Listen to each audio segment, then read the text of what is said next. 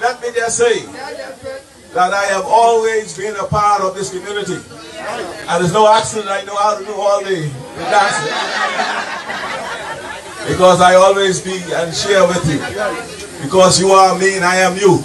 Yes, sir. And I'll be here with you always. And those who knew me from the past and know me now, they always knew that I was there and always been there for you. I don't call you all, you all are not Haitians, Bahamians. You are Bahamian, and your origin is Haitian. Mine too, and many of us. We have to stay apart for now so we can be together later. In on now.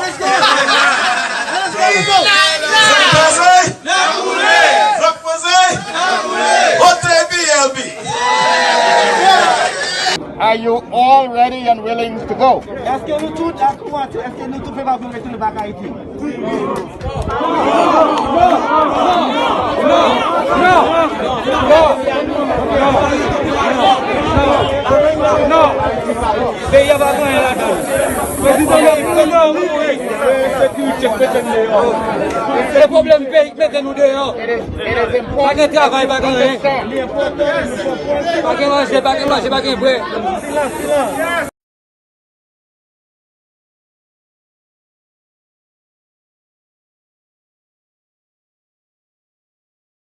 What about, sir, you heard that there are plans next week to possibly demolish the All Saints Way Shanty town. Preparing, we saw on Theo's story, but are they making preparation to pack up and leave before next week? So what now, since the government is start put fire on us, we stand with now, whatever we find some place to go, with now, they could put fire on us, continue to put fire. We agree with that. We could only put fire. We like this fire. Doesn't matter. We like that. Doesn't matter. We like that. We like this fire. Even they won't put fire on me, put gas on me, I don't care. I like this fire. Continue to do it. But remember, it's 5 years is not too far. Would you say, Pastor? 5 years is not too far. You mean for the next election? Well, you all stay right there. Pastor, you a leader, sir. You're a leader, you're a pastor. I am. Have you been in touch with the Haitian embassy here? Are they aware of everything and have you expressed? If I touch with the Haitian embassy, but also we get a Haitian embassy when President Joseph was there. What now? Those who came with now, I don't know. I even don't know the name. I don't know where they came there for. Probably if you get a market, you probably say them come sell some passport or some document. I don't understand that. So as a bishop in this country, so if I represent the Haitian people, whatever the country I represent, I don't have to show my face, and then to show the people, Haitian people have people in the bag. Where is it? I come to the news, but I don't come to I thought that we have any leader we represent Haitian with now, except the Bishop Citizen, we only. That's right. Whatever pastor bishop would know. So that happened. You put fire when they put fire on Kuren, Joe Biden, they put fire on me because my blood is suffer. I am suffer. Pastor Silinaire, St. Louis.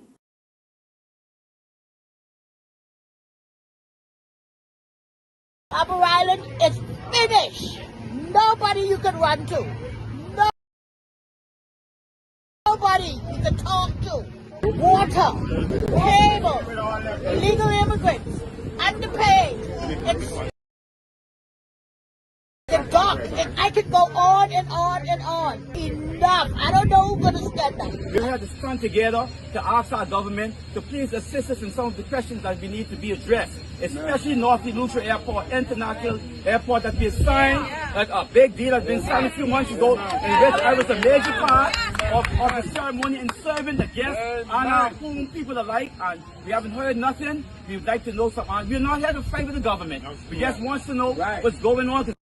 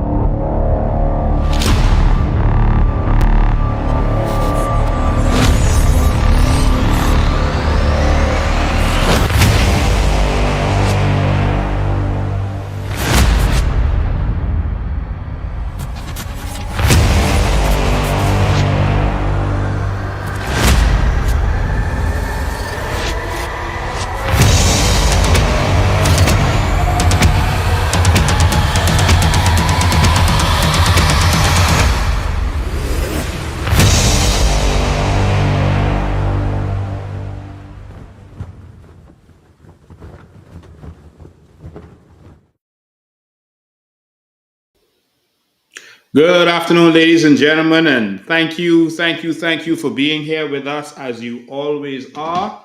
Thank you for spending your Sunday with us. Um, I hope you're getting good audio. I'll just check that before I continue. You know what I'm doing as we get started. I'm sharing the live, and so Sunday with us. Okay, the audio is wonderful. Um, all right. Always glad to have you here. We will continue our live from in studio next Sunday, this coming Sunday, I should say. And so, again, it's not a town hall meeting, but the studio is there, and you are always welcome to be in studio with us.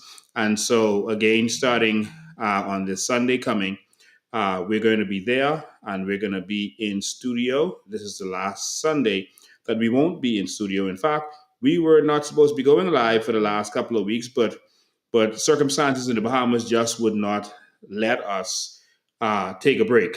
We were supposed to be taking a break, but we were not able to.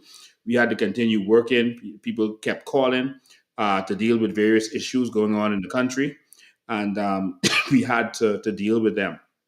So, uh, we thank you for joining us every Sunday. We're going to be talking about immigration today because I heard something extremely sickening as I was watching the news. I heard something extremely sickening that really disturbed me. I thought they were not going to do that nonsense anymore.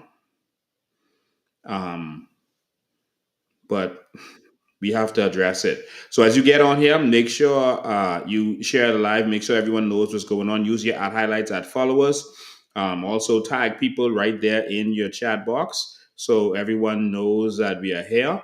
What I'm doing is I'm sharing the live to persons within my network. And I'm going to share it so they have the link for YouTube and Facebook. So just give me a second as I do that for YouTube and Facebook.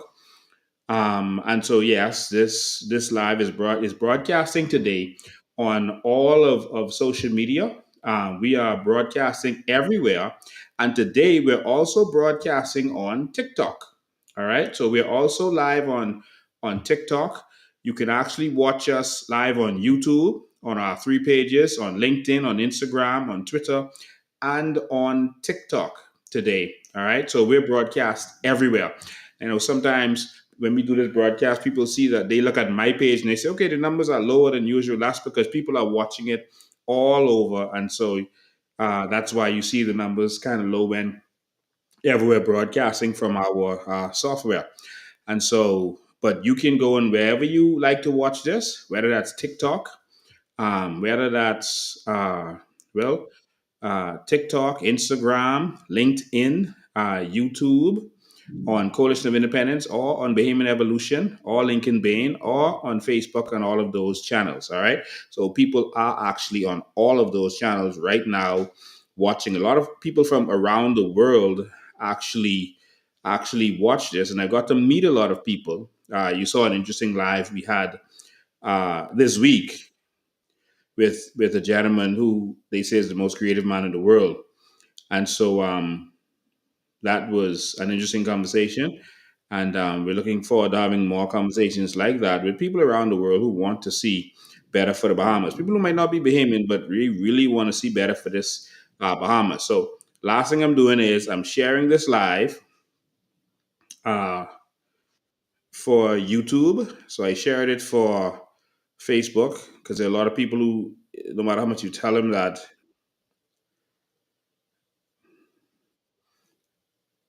you still have to let them know that you're on both of them. All right. So let me just take a sec to do that, and then we're gonna have a serious conversation about what's going on.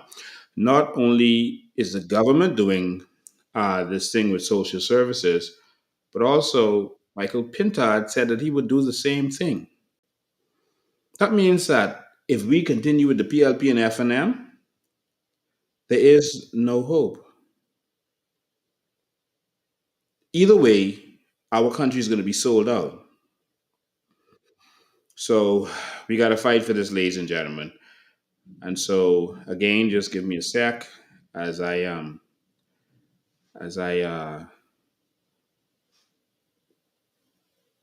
do what I have to do and share this, and you do the same thing as I'm doing this. You do the same thing, okay? So we got to get the word out. We got to get the message out. We got to make sure everyone knows what's going on, and they won't know if we don't notify them. All right. So that's what we're doing now. So just give me a sec. Almost done. I have to take the effort to get this done. And so we'll continue there. While I'm doing this, I want to let everyone know that, you know, this is the time of year where the politicians from the constituencies use our constituency money to have little giveaways and give backs. And sometimes they use persons who would have gotten contracts from the government, and they tell them to give back because they got a contract, to give them some money to do these little giveaways where they make us lined up, demoralize our people by making us line up for these little handouts of books and backpacks, etc. And so go get the stuff because it's yours. That's not a gift from the government. That's your money that paid for that. Uh, the government did not do any did not do anything for you. That's your money. All right. So just always continue to understand that that's your money. The MPE ain't nice because they gave you your money. That's your money. So if you want it, go get it. But we always try to do things a little bit differently. So what I'm doing this year is, again, as I did last year, since books and that kind of stuff is going to be given out constantly, since books and stuff is going to be given out, backpacks, etc. There's no need for that. So what I'm doing and what we are going to do is we are going to do what we did last year and give the haircuts. And so we tried to do it in Pinewood this time, but I guess it was so overwhelming last time with so much people that came in. The barber said that they are unable to take on more persons this time on their back to school weekend. And so we found a barber that's able to. And so it's going to take place. We're going to have two locations this time, but this time is going to be in the Freetown constituency. All right. So that's the Saturday before schools open. So I think that's Saturday the 30th. Let me make sure. So Saturday the 30th. So it doesn't matter where you live. You can send your kids down to get their haircuts. And that's going to be in Freetown. All right. There's a barber shop called GQ. It's on the corner of Shirley Street and Camp Road. There's a green building. There's a photography store in there also, but there's a green building right there. There's a barber shop in there downstairs. And so you're able to come right there. There's another location. I'm going to announce it this week also, but you can come on down there on that Saturday morning of the 30th, and you're going to be able to get your back to school haircuts. All right.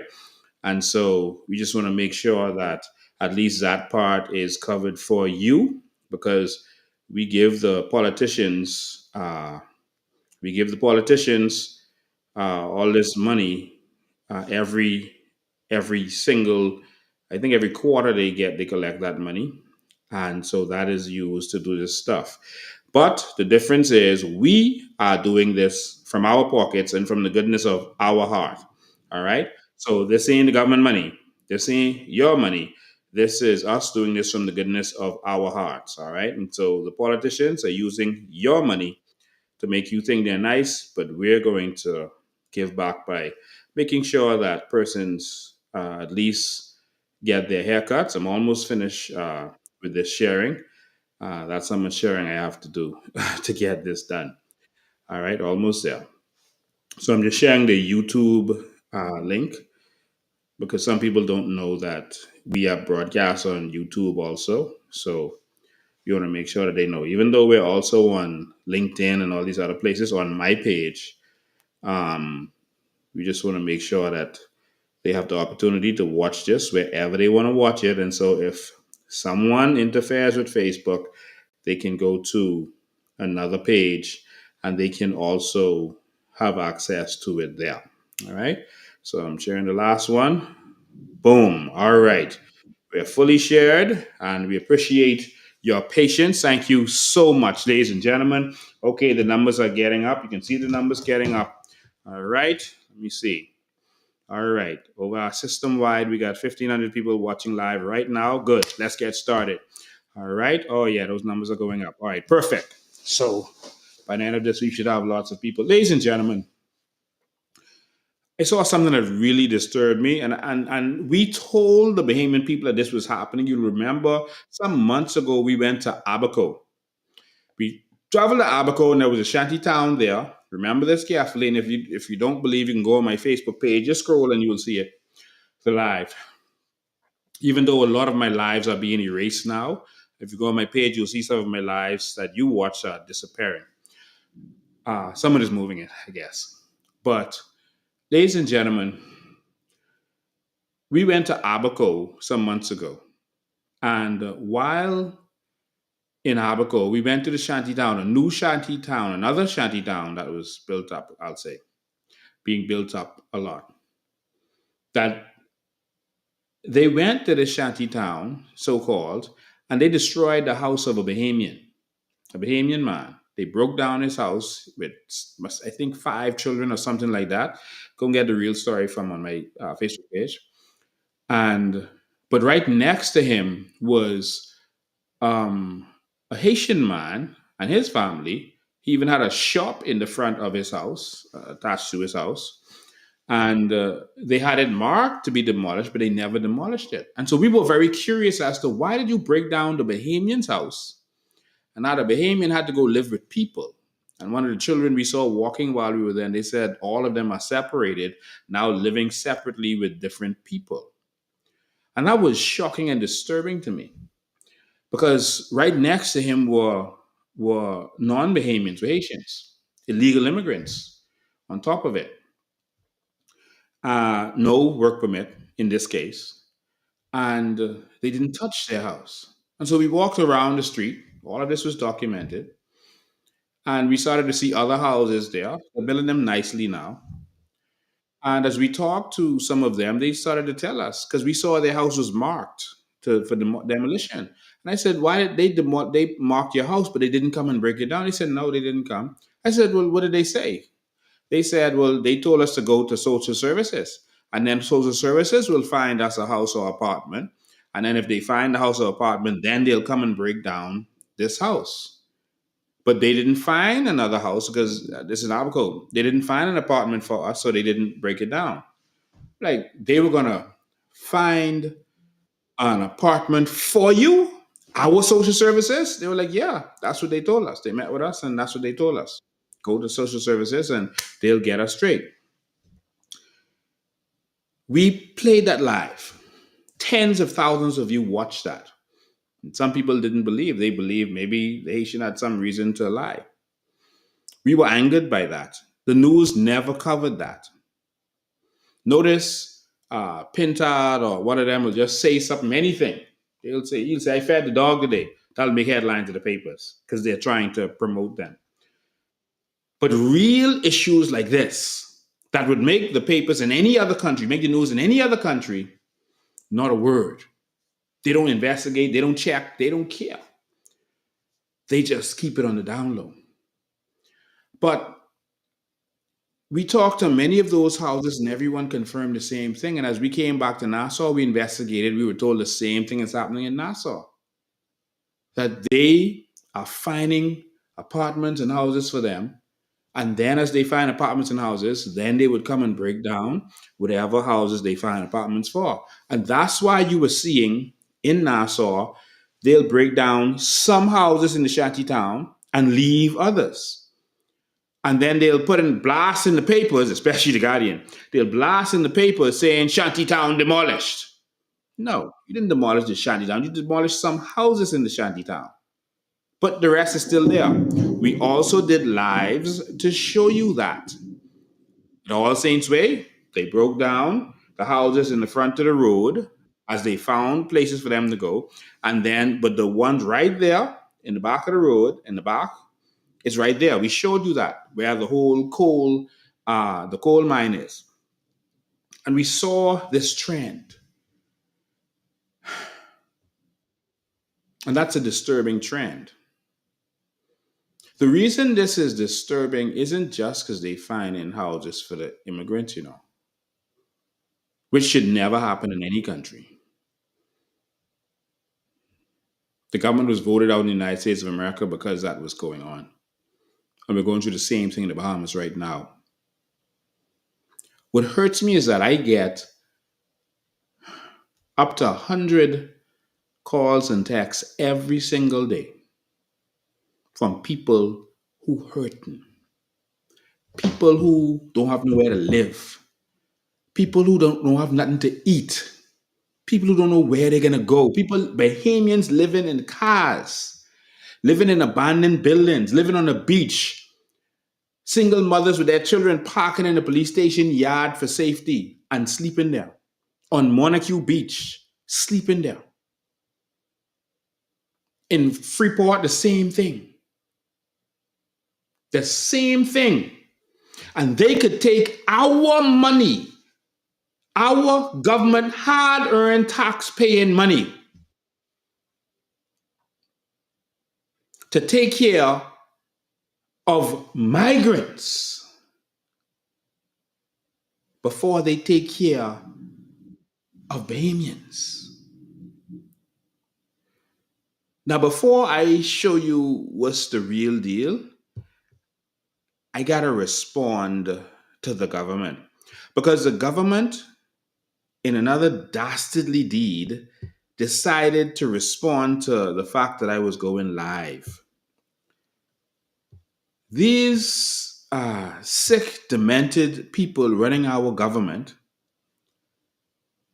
decided to respond with absolute lies. And not only did their lying response, not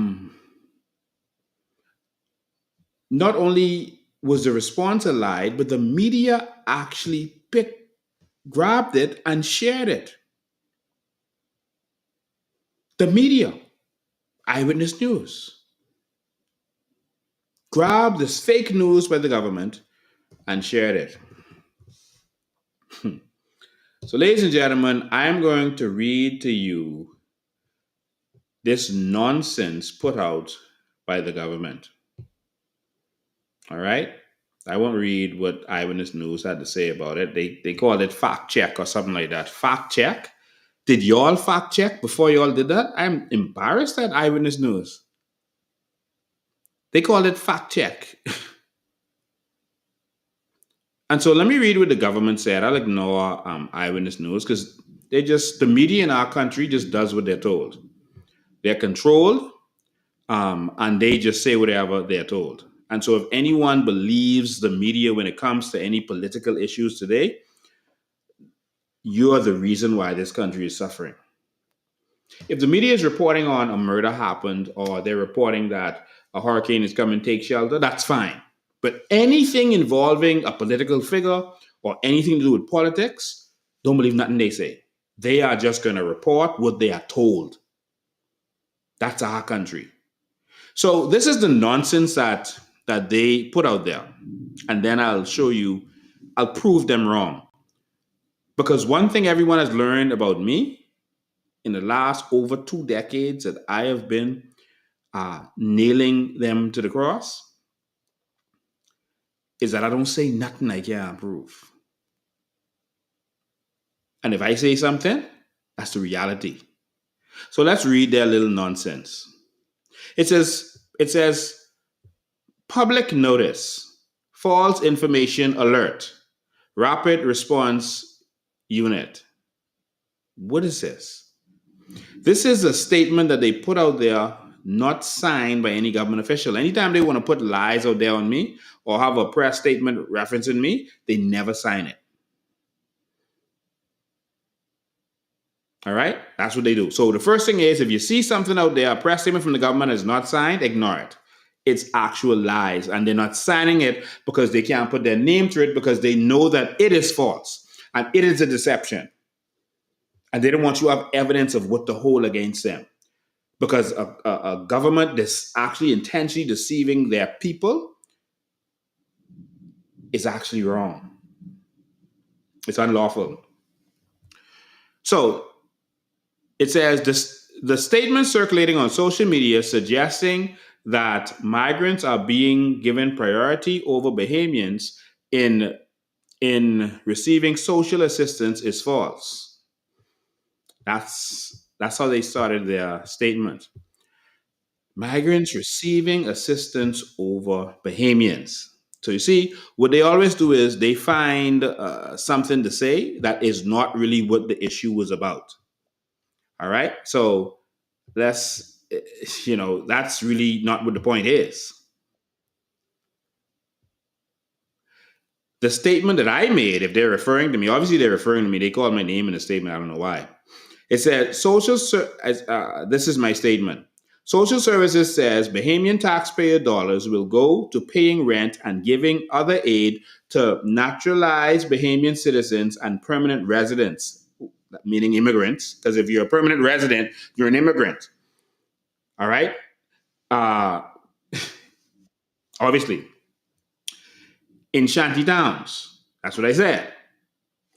I said they say it would also go to other immigrants, including illegal immigrants in shanty towns. All right? Pintard said the F&M will do the same. I also said that. And then I went on to say leading this country. Nowhere here did I said prioritize over. I said you're giving it to them. The point isn't whether you're prioritizing it over them or not. The point is you are giving our resources to other people. But what they did is raise another issue by saying, oh, the person is saying prioritizing over Bahamians. No. That isn't the issue here. The issue is you giving it to immigrants while Bahamians are suffering. And so it's not about the prioritizing. So y'all try to switch the issue there. But let's continue with their statement. So they made it about prioritizing. No.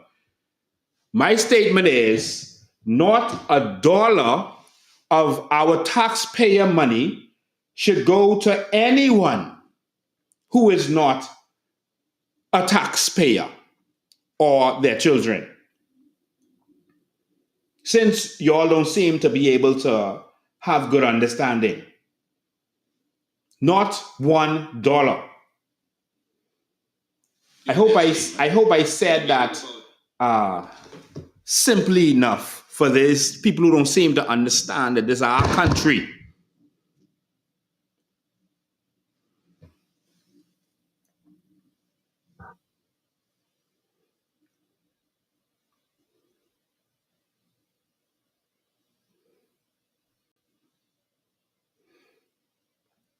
Okay, someone asked me to block some march up there. Okay, they're blocked. All right, so let's go. They said, here are the facts. This is their facts. The Bahamas follows all international laws. International laws. Okay. Housing assistance is only provided to Bahamas follows all international laws. That is not true. But I'll leave that for now. All right. Now, y'all just stick that international law. So they're trying to deceive you as if what they're doing has something to do with international law. But we will fix that today. Housing assistance is only provided to Bahamian citizens who meet the criteria under the means test, whether temporary or ongoing. So y'all stick a pin in that too. They said housing assistance is only provided to Bahamian citizens who meet the criteria. So only Bahamian citizens. I can prove that a lie also. Remember this, the government statement. Only Bahamian citizens. All right? Now, of course, they're trying to deceive you because what happens is they're selling passports like candy. So yeah, they could say Bahamian citizens, but they're selling passports like candy. So owning a Bahamian passport doesn't mean what it used to mean. So they're ignoring that fact that we understand that Bahamian passports are now being received fraudulently. But notice they said only Bahamian citizens, not permanent residents. That's their statement. In fact, let me pull this up here. I want you all see this. You know, I like to show the evidence. All right. I want you all see this while I am talking. All right. They say only Bahamian citizens. All right. Just give me a sec. Let me pull that up good for you. So I want you all to see the lies. I want you to see this and picture this. So when you see this, I want you to see the lies.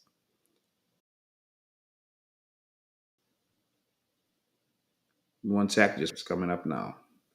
Let me open it up. I want you all to see this yourself, and then I can disprove them. All right? Just give me a sec. I can show you all who these lying demons are. Let's pull up this statement. I know a lot of you have seen it, but some of you might not have seen it.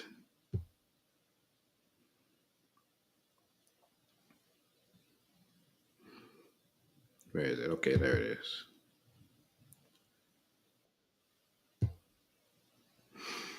Okay, so I'm in full screen for you now. All right? So make that big so you can see that good. So they said housing assistance is only provided to Bahamian citizens, not residents, not people with permits, work permits, etc., not permanent residents, not work permits, etc., and not people with some other legal status. All right, which could be a spousal permit, etc., etc. All right. Notice this their statement. Only Bahamian citizens. I'm repeating that because I want you to remember that. Next, they said this is the first administration to take decisive and sustained action to demolish all shanty towns across the Bahamas, and the process is ongoing. No, they're not. All right? But again, I'll leave that there. And they're demolishing houses after they've found alternative housing for each of those persons. All right? And notice Louis George ain't complaining. Weren't they complaining before when there was an attempt to break down shanty towns? Weren't they complaining before? We have Fred Smith. He ain't saying nothing. That's because the deal has been made. We are going to house these people. That's why. Bahamas. That's why Fred them ain't saying nothing. Next, migrants in the country illegally who are found in these communities are arrested, charged, and deported in accordance with the law. That is a lie. We'll get to that later. Because as you can see, you saw social services touring that place, not immigration. All right? So we don't believe you. And we don't see these repatriation flights. We saw one a couple of weeks ago after we raised hell, and all of a sudden y'all found 66 persons y'all could deport all of a sudden, but y'all didn't deport no one since last year. Yes, we speak to the people at the airlines who've informed us that y'all didn't deport no one. And when y'all do it, it's like 12 people here, 18 people there. So nothing to get to this 13,000 figure y'all been lying about. It says, next, 5 persons on work permits found living in unregulated communities trigger action against their employers who are legally responsible for providing proper housing. How come we ain't see not one person charged before the courts for that? Not one. Not one. If y'all had done that, that'd have been all over the news. You never did that. It's a lie. We no fools. All right? Many Bahamians, this next one. 6. Many Bahamians also live in unregulated communities, and demolition efforts address all unsafe and unlawful settlements. Bahamians. When they say Bahamians, they're not talking about you and me, who ma and pa is Bahamian, grandma and grandpa is Bahamian. They're talking about people they gave passports to. That's what they call an immigrant. They will look at the circumstance and then say, man, we won't find a house for y'all, but we need someone in this house to be Bahamian. Any of the children got their passport yet? Oh, the child get his passport? Okay, good. So we get a house for that young person, and then all of go live in the house, in the apartment. But we could be able to say that we gave it to that 20-something-year-old young Bahamian who now has their passport. So mommy who came here illegally, you just go in the house with the one who got the passport. And that's how they are doing the workaround to be able to pay for these people. I'm just being honest. I'm not hating on anyone. I have no problem with anyone from any other country. But our country is in crisis and Bahamians are hurting. And someone got to speak.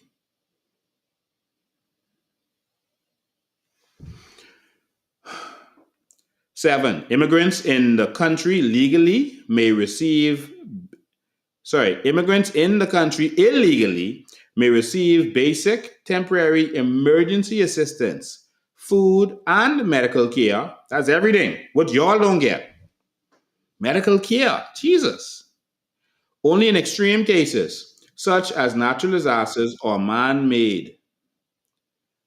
This is short-term until immigration addresses their case. So they're telling you, persons here in the country illegally, they said, may receive temporary emergency assistance, food, and medical care.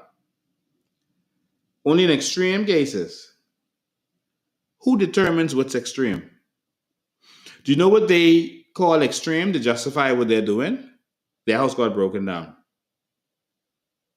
That's what they're saying is extreme. They're not talking about natural disasters because in this case, there's no natural disaster. But if you're out of housing, they determine, because there's no law relative to this. There's no written law to deal with this. And so they just determine on a case-by-case basis, oh, you're out of housing? You don't have it? Okay, we're going to put you up in an apartment and we can pay for it. But let me tell you what's really happening. Foreigners are buying up properties like crazy in areas like Angliston, in Pintard, etc. They're buying up properties and houses cash. And they are receiving the rent. Foreigners or persons who are now getting their passports, buying passports, etc. They are buying up houses. They're one building a big structure right now on Mini Street. Right on the corner by Mini Street and Collins Avenue, you'll see one house right there building. A Bahamian lives right next to it. Before I born, there was a power line running from the road to that Bahamian's house. The Haitian bigotry went there. They see 2 women living there. They cut down the power line. Cut it down. And said that running across our yard. Now the law says you must give people easement.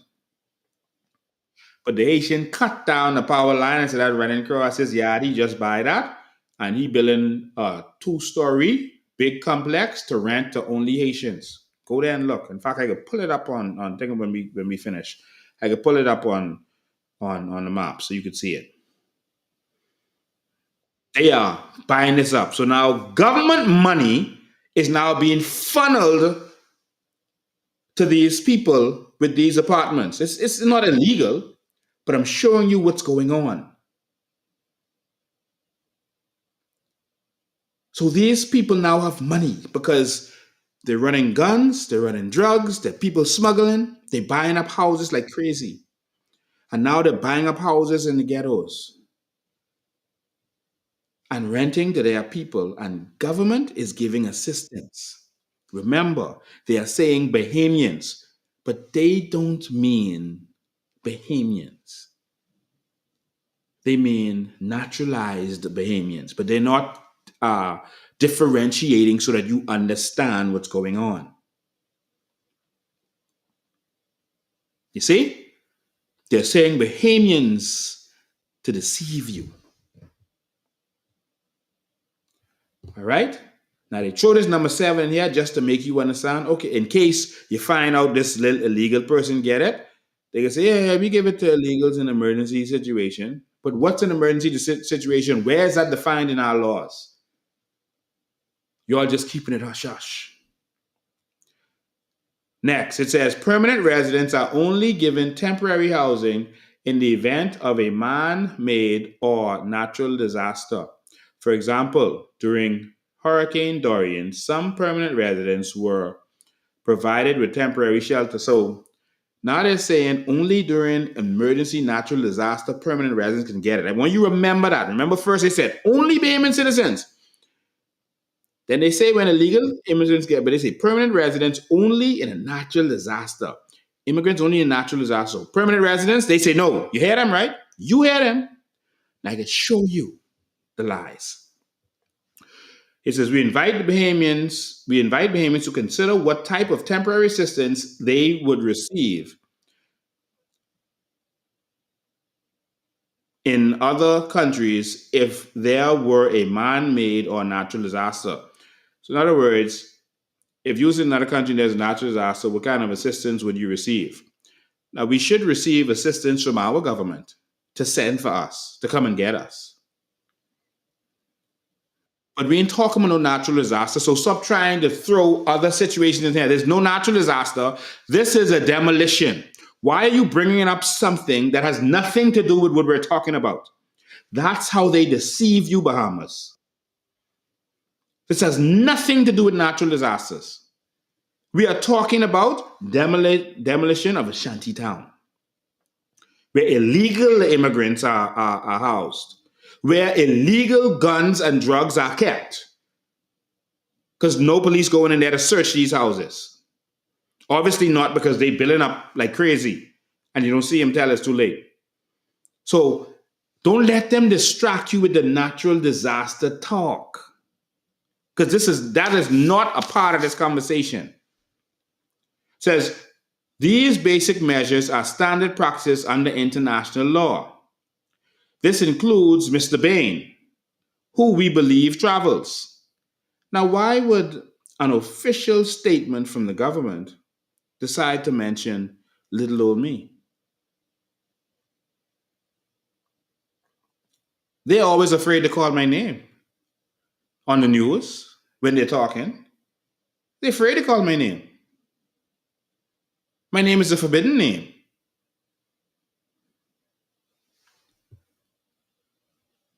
Let's continue. Number 10. Lincoln Bain has a history of spreading false and misleading information to create fear and anger amongst Bahamians, especially over immigration, for his political gain and attention. We can conclude that he has a very dangerous, strange, and complicated relationship with the truth. So says the people lying to us in this very statement. Not once, as much as I am before the public speaking, not a week has passed in multiple years where I've not been before the public speaking. At some point, you would expect that I would make some mistake, misspeak, etc., etc. News stations have had to apologize for things they've said. Clip Watson has had to apologize. Papers have been sued. Everyone makes misstatements. Some people get wrong information. Not once has that happened with me in over 20 years.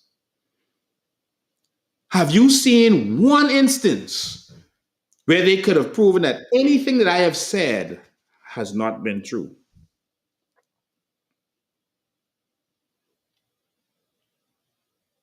But of course, I'll let that go because at some point I may say may misspeak, I may say something, I may get some false information that I thought was verified, etc., etc. But so far, that hasn't happened.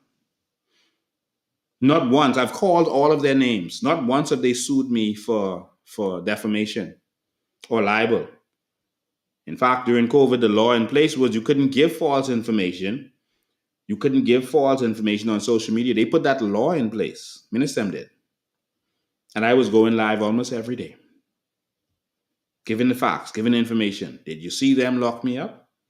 Did you see any of them sue me? I've called all of their names. Everyone who's out there speaking publicly have been arrested for libel or sued. I try my best to make sure that I check things out properly before I touch it. So these people are lying to you and calling me, the person who's a stranger, the truth. Well, let me give you the facts, not from these politicians, but from the civil servants doing the work. Let me give you the facts. So you see all their lies. Let's go to the facts. Let's go straight to the civil servants. All right? And what they had to say. Well, first, before we go there, let me make this clear. There is no international law that says that a government has to provide housing for illegal immigrants who were evicted from shanty towns. There is no international law anywhere in the world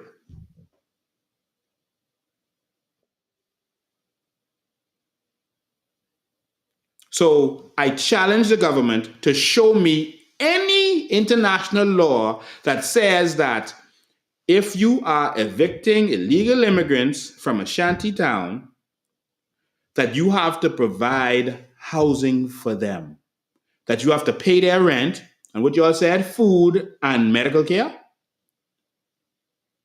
Tell the government to show you any law in the world. It does not exist. It's a lie. They try to make you feel like, oh, there's some UN boogeyman out there. They never show you the law. They'll just say these nonsense. And the UN boogeyman forces us to have to do this. So they start to throw in there stuff like international law, but they don't tell you what international law. They just do that to deceive you. No international law, no treaty we signed forces us to have to provide housing for any illegal immigrants whose houses that we've broken down, or any immigrants. I have a whole bunch of case law I could show you. If I get time in the end, I could show you that. There is no international law. I prepared a whole thing to read to you, but I'm going to skip forward because I took so long reading that nonsense. And so that's the first thing. All right. Not only that, to show you there's no international law doing that, in Spain, they had evictions. In Spain, where they were not forced to provide alternative housing. The people who come and pick the fruits in Spain, that's a big market with a lot of persons. Let me show you that. Pay attention. More than 500 day laborers have been evicted from the largest settlement of seasonal migrant workers in southern Spain without housing alternatives for them. Our Sur correspondent. The day laborers of the so-called European orchard sleep under the plastic covers of the El Walili settlement, which has been dismantled after 15 years. Abdullah, one of the more than 500 day laborers forcibly evicted, slept here. We have been here for 2 years, here in Walili, but now they are telling us to go away, that we all have to go abroad. I don't know where I will live. I'll stop it short. As you can see, they said they remove them without any alternative. That's Spain, that's Europe. Let's come to America. All right? They remove them. I cut that short. All right. I'll go to America, where in New York under Biden, persons were being evicted. out Following the of government storm houses. battered New York City, bringing record rainfall at JFK International Airport yesterday. The most ever seen for any September date. The sea lions at the Central Park Zoo escaping from their flooded enclosure. And as the rain hit the Big Apple, migrants kicked out of the shelters and onto the streets. As Mayor Adams says, the city is running out of space, with more buses arriving every single day. The city evicting migrants from the shelters even during yesterday's storm.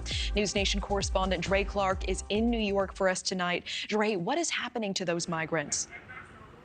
Well, Natasha, good evening to you. Behind me here is the Roosevelt Hotel here in Midtown Manhattan, and many people consider this to be the epicenter for all of the newly arriving migrants and asylum seekers here in New York City. But this is also where those migrants who were reportedly forced out of their shelters yesterday and into that record downpour were told to go as a shelter of last resort.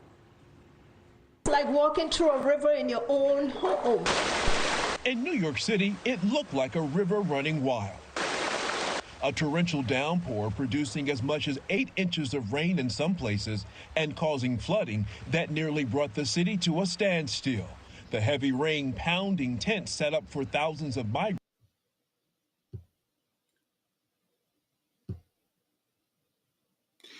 I cut that one short also.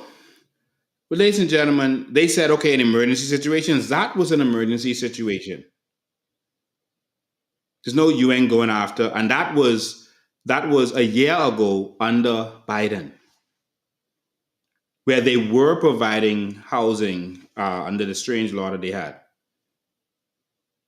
But even then, under emergency situation, persons were put out. All right? So let's not be deceived by this wicked government. They're making money off of this. All right? They're going to break down those houses. They're buying up all this housing in the ghetto. And they're renting. In fact, if you go all over Nassau right now, in Pinewood, in San Souci, in Seabreeze, everywhere you go, you will see houses full of them. And someone collecting this money. So I just wanted to show you that this international law foolishness they talking. Yes, you have to take care of people in a natural disaster. That's obvious. There's no one arguing that. But to make it seem in this conversation we're having about social service giving money to immigrants because they're being evicted from a shanty town, there's no international law that addresses that. Yes, Lincoln Bain travels. Whoever wrote that. All right. Now let's go to hear what social services had to say about all of this. They've seen the lying politicians. This is social services and what they had to say. Y'all pay close attention. I'm going to play it, and then I'm going to come back, and we're going to go through this. All right? Actually, what I'm playing for you now, make sure I have both of them.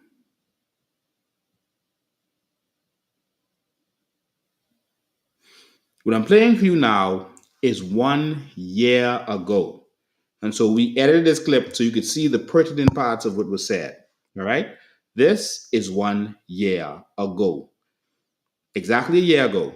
Under this administration, when they broke down the Cool Acres shantytown, and then they were talking about how they visited the other one, the other shantytown, right? Listen carefully to who they say received this. Remember, the government says only Bahamian citizens. Now, I want you to hear if they said that anyone else could get this. Listen to them. Well, temporary housing at an undisclosed location being provided for Bahamian residents, or at the very least those who can show proof after their shantytown homes were demolished this week. John Public, however, has an entirely different view, a few of whom Don Davis. A system is kind of burdensome for the Bahamian people at large. I think the government should not assist them because they had time already to prepare for what's coming. Even in America, like with me in America, you gotta abide by America laws. I feel like they come and they just be outlaws. She can go where she belong. You understand? Because they come here and they know their kids aren't from here and they purposely have kids. And it's hard for us who have kids and we're trying to get the land to get land in our own country. But contrary to what Bahamians made, as many of those residents left displaced are permanent residents and employed. We've made arrangements for placement. Those would be persons who are, of course, Bahamian citizens or persons who are permit holders who have status. And permit holders and persons who have status here. Those persons who may require assistance, maybe with rent assistance. Gonna get rent assistance. Provide that also in the amount of $1,200. $1,200 per month. And we would have interviewed a number of 18 families, which will be comprised of about 57 adults and 20 children. $1,200 per month.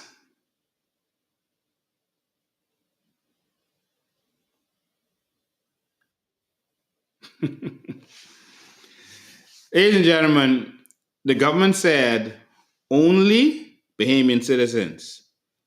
They said it includes persons with permits and persons who have status. Now, one of those women in the original thing said that they don't give it to people with who just have work permits, but the other one came and basically said that no, that ain't true. The other one came in the same thing and said, no, we give it to persons with permits. You heard us say it here. And also persons who have status. So that could be a spousal permit, not just work permit, or anyone who has status. Let's play that again so that every Bahamian can hear. This ain't the recent one, this last year. This is how long they've been doing this. All right? So while Bahamians go in there and can't get assistance, watch this again. Well, temporary housing at an undisclosed location being provided for Bahamian residents, or at the very least those who can show proof of residency here in the Bahamas, after their shanty town homes were demolished this week. John Public, however, has an entirely different view, a few of whom shared their opinions with our LaDon Davis. A system is kind of burdensome for... This is a year ago. People at large. I think the government should not assist them because they had time already to prepare for what's coming. Even in America, like with me in America, you gotta abide by America laws. I feel like they come and they just be outlaws. She can go where she belong. You understand? Because they come here and they know their kids aren't from here and they purposely have kids. And it's hard for us who have kids and we're trying to get the land to get land in our own country. But contrary to what Bahamians may think, according to the Department of Social Services, many of those residents left displaced are permanent residents and employed. We've made arrangements for placement for persons who need the placement. Those would be persons who are, of course, Bahamian citizens or persons who are permit holders. You heard her say it yourself. Did she not say permit holders, Bahamas? Did she not say permit holders? Let's rewind. We've made arrangements for placement for persons who need the placement. Those would be persons who are, of course, Bahamian citizens or persons who are permit holders who have status here in the country. Persons with status. And, that is what we are prepared to do from this moment forward. And those persons who may require assistance, maybe with rent assistance. Rent assistance. We do provide that also in the amount of $1,200. Another team would have gone into All Saints Way last week, and we would have interviewed a number of 18 families, which will be comprised of about 57 adults. That's not my words. That's their words. Now, if they mix up and scramble up, if they lying, You go deal with them.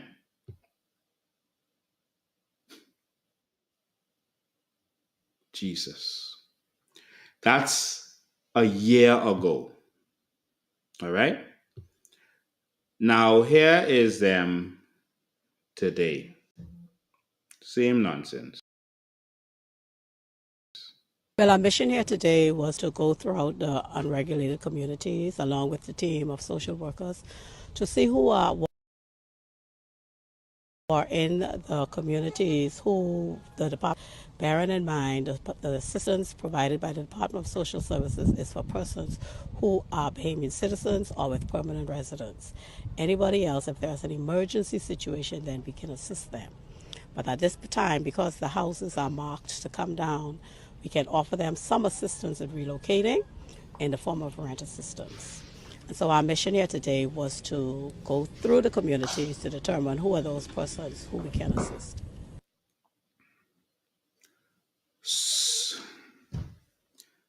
Someone explain to me, Bahamians have to go and line up. Now, she said Bahamian citizens and permanent residents. All right. Now, I want you to see the lies of the government. She said Bahamian citizens, permanent residents, and anybody else it's emergency situation. Someone mix up. See, when you lie, you got to remember your lies. I'm not saying she lied. I'm talking about the government and their paper. All right. So she said Bahamian citizens, permanent residents. But in the government statement that you saw a minute ago, they said only Bahamian citizens, permanent residents can only get it in terms of emergency situation. That's what the government wrote. All right? You see how much mix-up stories and lies? That's because there is no law relating to this. Not international law, not Bahamian law. They do what they want. They make whatever decision they want. And when they get find out, they come trying to cover up. Like, we made a surplus in April, and then we never made a surplus in April. Like, the Prime Minister stood up and said, we'll not allow them to raise BEC bills. That will not happen on his watch. That is not going to happen. Don't listen to these people, these lying people. And then he comes back, not even a month later, with a big statement from the Office of the Prime Minister, we are raising BEC bill, BPL bill, you know what I mean? We are not going to address marital rape laws. Then they come back, we're going to address marital rape laws. These people are lying and deceiving you at every turn, but you still don't care about your country. Miles Zaroda, not one Bahamian in Pinewood Gardens should be hurting. You are the member of parliament and you are in charge of social services and the millions of dollars they have access to. And people in Pinewood hurting. Miles Zaroda, fix that and fix that now. The people of Pinewoods are victims of the FNM and PLP who own Arawak homes, who built those shoddy houses and everyone had to change their roof. Built that in a situation where they knew there was going to be flooding and didn't care. Now the people there are suffering. Many of them because they had to change their roofs. That's the most expensive part of your house. Many of them couldn't catch themselves, couldn't catch up.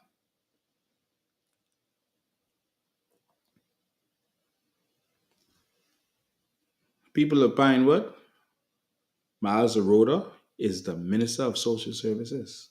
Don't forget that. And you're all suffering.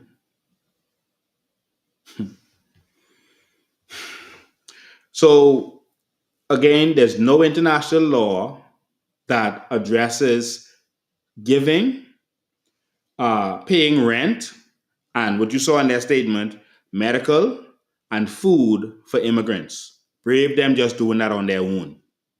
That's what they doing. No one is forcing them to do it. There is no international law that forces them to do it. Now, that takes us to the other side of the same coin.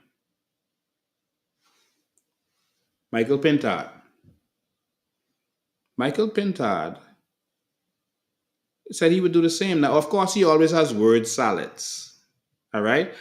Sometimes I feel like I'm running against both Biden and Kamala Harris. Trump only had to deal with one at a time. But I feel like I'm running against both at the same time. Because Brave sometimes reminds me of Biden. You forget stuff, and then, it's a nice, nice old man. But, sometimes you wonder.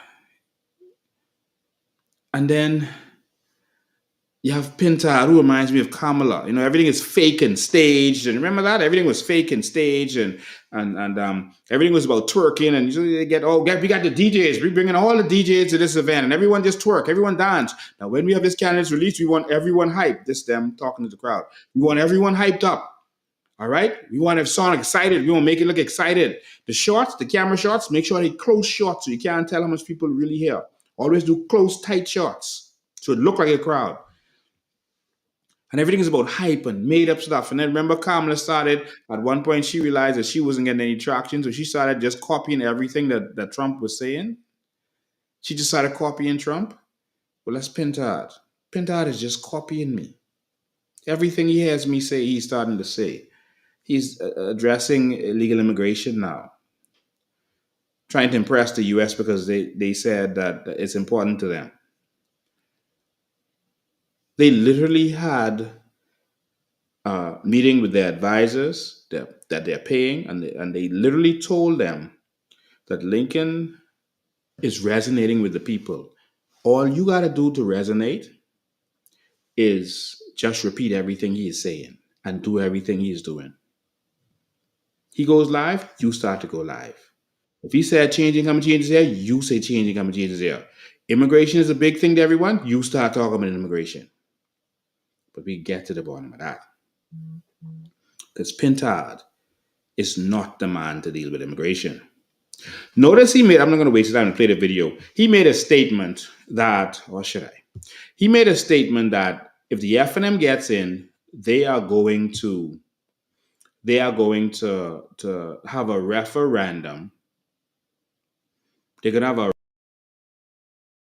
a referendum on, let me play it for you. If the Free National Movement wins the 2026 general election, it is prepared to hold a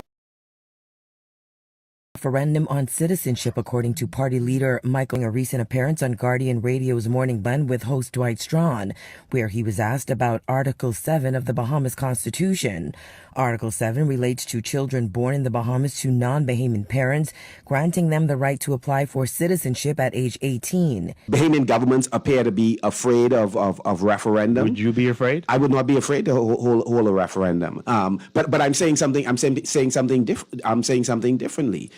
I'm saying that we need to send a message to the international community that persons who are coming to the Bahamas, all right, there is no pathway for you for citizenship. The policies that I would implement, whatever is required, if the referendum is the only pathway to address that particular issue, the policies I would put in place would hinder that ship ever making it to shore. When pressed on whether an F&M-led government would commit to holding a referendum on this sensitive and long-standing issue, Pintard reaffirmed his position, stating he's prepared to move forward with one. If it is unclear that we are prepared to stand firm to prevent that from happening, I believe the floodgates remain open. But there are some things we should do. So you would have a referendum? I would be, if that is... I don't want to play that whole thing. He's basically saying that there's no pathway for the immigrants for citizenship. That doesn't address the problem. So in other words, if you come here illegally, you can stay, you can work. We're not going to arrest you. We're not going to do what we're supposed to do, but you just can't get citizenship. There's no pathway to citizenship. That's what he's saying. You see how they play with words and start to talk about things that are not the issue? He says there's no pathway to citizenship. Well, there's not going to be pathway to citizenship for anyone who wasn't born Bahamian when the COI gets in. Moving forward from when we get in, there will be no more naturalizations. As simple as that. You can get permanent residency if you've been living in the country so long and contributing to this country, but you will never be in a position where you can vote in this country to determine our elections, because your mouth started to get hard and you started to say, well, we ain't gonna vote. You see what the pastor said? Election in 5 years. That's what that's what the Haitian pastor said. They touching you where it hurts the control. Well, we can fix that. Pintard ain't gonna fix that. And I can show you why he ain't gonna fix it. I ain't finished yet. We ain't touch on the real issue here. All right? But he is skirting around the issue. He never had an interest in immigration. While we were over there flying to the different islands and showing you what's going on while the government was denying it, Pintard never breathed a word. While we was exposing Keith Bell, he joined and started talking with Keith Bell, but he never talked about the immigration crisis. Now election coming and they said that's a critical issue for Bahamians.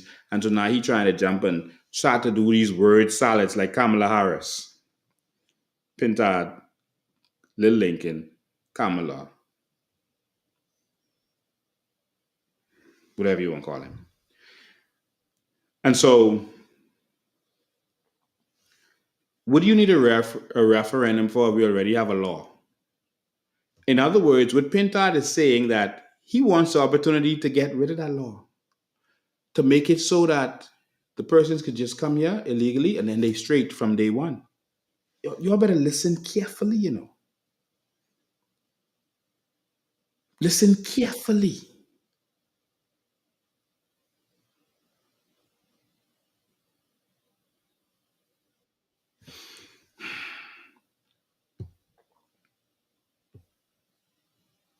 So Pintard is I don't think I played that one yet to show where Pintard immigrants find housing, etc. Let me play that. Because there's some referendums that came out. I was told that some referendums came out and said, Pintard never said that. See, when you tell the truth, you don't have to have a good memory. When you lie, and this is actually on July 18th. He recently said this. Here's the interview. And it was on Eyewitness News, I think it was, again. In other news, opposition leader Michael Pintard is calling out the government's handling of the Shanty town demolition, which allegedly left, says under a Pintard administration, he will... Let me pause it there for you for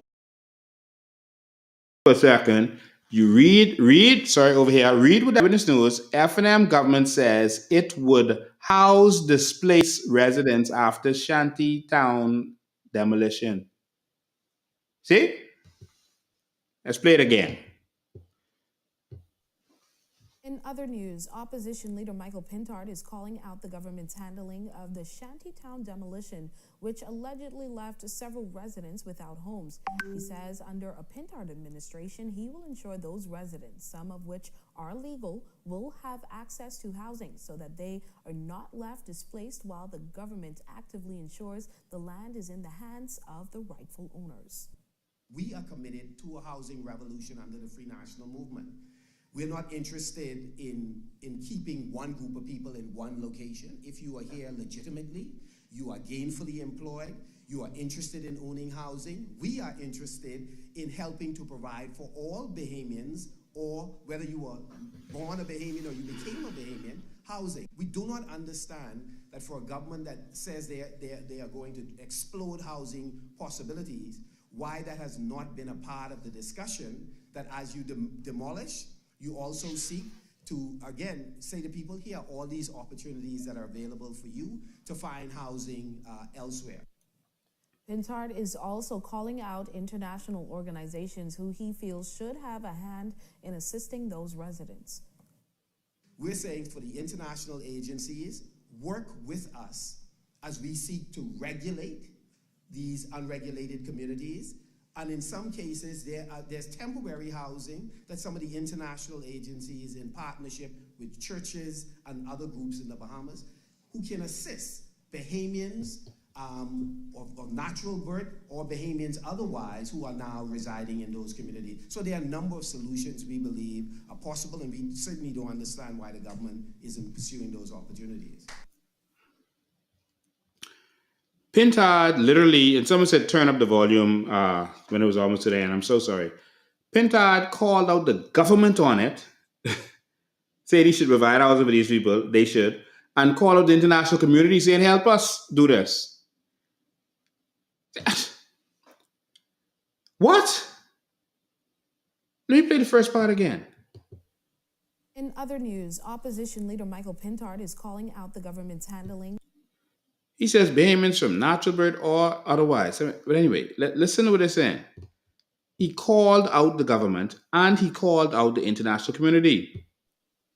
In other news, opposition leader Michael Pintard is calling out the government's handling of the Shanty town demolition, which allegedly left several residents without homes. He says under a Pintard administration, he will ensure those residents, some of which are legal, will have access to housing so that they are not left displaced while the government actively ensures the land is in the hands of the rightful owners. We are committed. So,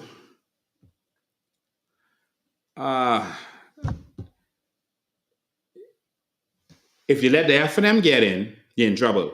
If you let the PLP continue, you're in trouble. And all that word salad, all that talking all over the place, but housing revolution and all that, they asking you about the Shanty town, and he bring everything in it. He mix up everything, so you can't hold him to nothing. And he can say, well, I didn't mean that, I meant that. Because he's a wordsmith. And so if y'all fall for the tricks of that deceitful man, it's on y'all. Now, I'm going to show you why Pintard never dealt with. It's simple, y'all. You will remember that Pintard was a part of Save the Bays. And Save the Bays, Fred Smith and them, their job was not just fighting that Nygaard thing, you know. They were the ones fighting to make sure that the shanty towns couldn't be broken down. Ruby Georges was a part of that. Remember, they went to the UN and lied on the Bahamas? Well, Pintard was in charge of their PR. So more than likely, it was Pintard who did that fake, and I'm going to show you that. It was Pintard who was in charge of their promotions and PR, ladies and gentlemen. It's Pintard who was pushing them, doing their PR stuff. He created a magazine, I believe, that showed that Bahamians and said that Haitians were being bitten from dogs. They put it in a slick word salad way.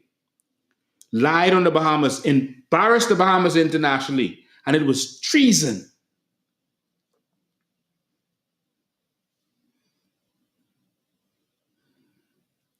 He said himself that he worked for Save the Bays, and he wouldn't do it no different. The only thing he said he would have done differently was, because it came out that he worked for Save Bays because of the Togei and Bobo thing.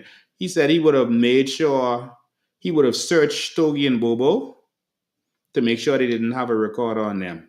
He said that's the only thing he would have done differently when they asked him about it. Bahamas, Pintard, after dealing with that murder for hire situation, where they told him that they had committed crimes or killed or whatever they'd done, and that they were going to do more, and he came out of there and he offered them money, paid them money. They said to do false statements. Pintard paid them to go and lie. It's illegal. To do false affidavits. They did an affidavit to that effect saying Pintard paid us to lie. And what did F&M do? Oh, let's make him leader. Boy, you lie like that? Oh yeah, you should be leader of F&M. They said Pintard paid them. Well, he arranged a payment. He said it wasn't his money. To pay them to go and lie. And he said he left there and he didn't feel the need to go to the police after these fellas tell him they was killers and they was going to kill people. Listen to Pintard's response after this whole thing. He did a whole thing and put it out there. I want you all to listen carefully. I hope the volume is good because I want you all to hear him, his words.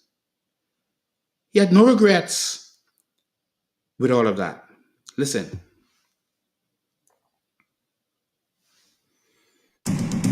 I would be prepared to stand with Save the Base again. I would be prepared, dastard act that has been planned by any foreign investor or any member of the government again. And frisk the two fellas in the room to make sure they didn't have any devices. Outside of that, I stand by my decision. Did y'all hear him? That's his words. He said,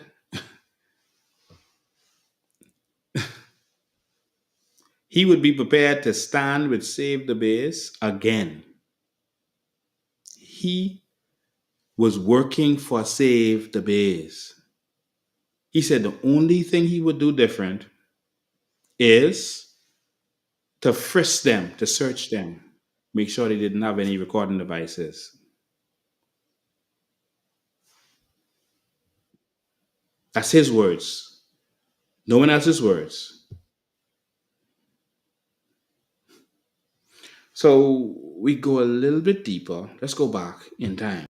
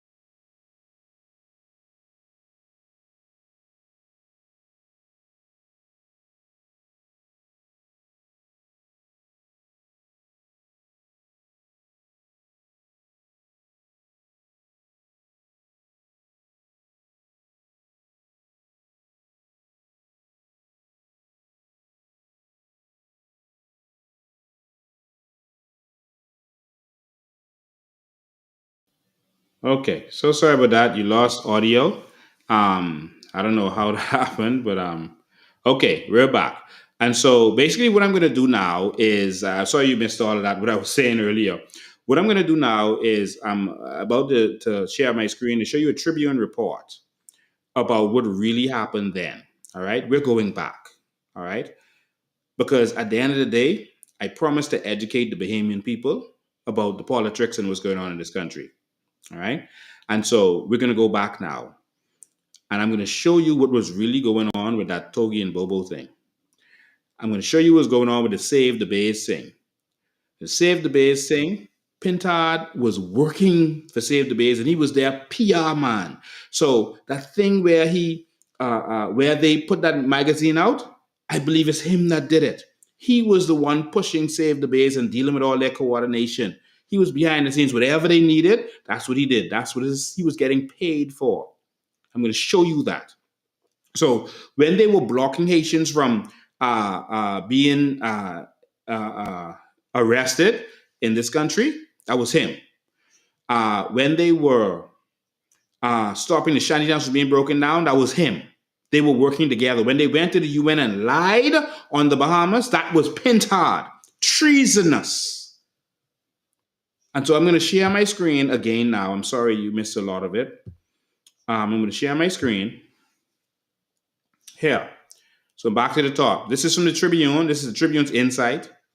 F&M has questions to answer over Save the Base. All right, this is from 2016. It says, today in Parliament, the Free National Movement, F&M, will have to answer some serious questions. Over the past few days, the party's reputation has been dragged through the mud and shot, one revelation after the other, one more shocking than the next. And everywhere you turn, the story gets worse. Throughout the country, Bahamians have been calling for the resignation of the F&M's chairman, Michael Pintard. If he does not resign, he should be fired. This was what was going on at the time, and we forget so easily. This is Mr. Pintard's action as a paid member of the Save the Base organization. Do you see that? The F&M later admitted to this, and so did Fred Smith. Mr. Pintard's action as a paid member of the Save the Base organization has left many Bahamians shocked and horrified. How can the chairman of a national political party be a paid proxy for a local pressure group? They ask. We agree. It's Tribune now. One has to question how accommodating Mr. Pintard was in carrying out his duties as chairman.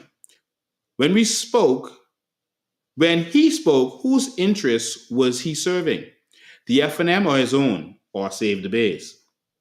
What other arrangements has the chairman made that we, the Bahamian people, do not know about? And besides from the leader of the F&M, who else knew about this special arrangement that the chairman enjoyed? In other words, you're the chairman of a political party, but you're there as a paid hitman for a special interest group that is blocking us from moving illegal immigrants and blocking us from bringing our shanty downs. And they're doing other stuff that you're involved in too with the NIGAD and all that stuff. So let's face it, Save the Base is and has always been a front in this trivial feud between Peter Nygaard and Louis Bacon. Nothing more, nothing less. But as fate would have it, this little feud in Life of Key could possibly destroy any chances the F&M would have of winning the 2017 general election. We say this because the F&M, via its leader, has been running a campaign of anti-corruption and openness in government. They have pointed to Progressive Liberal Party and repeatedly echoed the sentiment that unlike the governing side, the F&M does things the right way, which is a blatant lie. The F&M is just as corrupt or even more corrupt. It says, well, let us make it very clear right now. This new low that the F&M has found itself at is not the right way to do business. When he was chairman, the F&M went to a new low. Now that he is leader, the F&M has again gone to a new low. And only them don't see it. They don't understand why no one is coming to their red splash. They don't understand why no one is coming to their fair. Why no one is feeling Michael Pintard. They have deceived themselves. This continues. You do not compromise your party for money. You do not sell out your party's interests for money. That's what they say in Pintard. This is Tribune. You do not get to hijack legitimate issues, concerns, or tragedies and use them for the narrow interests of others for money. You do not get to do that and claim the moral high ground because you know what you've made yourself, a lobbyist. Talking about Pintard. Pure and simple. They get paid to do a job, and that's fine. But what they don't do is hop on their high horse and tell you or me that what they are doing is in our best interest. Dr. Hubert Minnis had promised the Bahamian people that when the entire sordid affair about this murder for hire scheme is revealed, the Bahamian people will be proud of the F&M's involvement. We find this very hard to believe, and they were right. They just stopped talking about it. As we sat and listened yesterday to the latest audio recording floating around on social media of the meetings between Pintard and the would-be criminals, one has to question how Mr. Pintard can remain in his post, not only as national chairman of the F&M, but also as a senator. To say that he exercised poor judgment in this whole affair is an understatement in the extreme. Hypocrisy. On Saturday, the F&M's leader claimed that his party was not afraid of the government's appeal for U.S. law enforcement to help in the Peter Nygaard-Louis Bacon affair. These are brave words, very brave indeed, when one looks at the fact that many of Dr. Minnis's colleagues have already publicly started to distance themselves from the matter. They started to distance themselves from Pintard and the matter. But the F&M, being the corrupt party that it is, said, you know what, let's make him leader. Nico Grant, Laverne Turner, Hubert Chipman, and all have denied ever meeting Bacon or being involved in any way with this fiasco. As a matter of fact, Mr. Chipman caused quite the stir last week when he expressed concern about the allegations that some members of his party have been intimately involved with Save the Bays in its alleged efforts to destabilize the government. Alleged effort to destabilize the government. Here is what Mr. Chipman had to say in his own words to the press on March 17th. I'm in total shock as to what these organizations were supposed to be. As far as Save the Bays is concerned, I've never met Mr. Bacon, never met Mr. Nygaard. I don't know these people. As far as Fred Smith and Save the Bays, I know he was a part of Save the Bays. I didn't know the other players until they were mentioned in the House of Assembly. I listened with interest and suppose we as a party will have to meet and consider our next steps. To be honest with you, when I really look at it, I don't like what I'm hearing. That politics in this country is being influenced by foreigners, particularly when it comes to Nygaard and Mr. Bacon.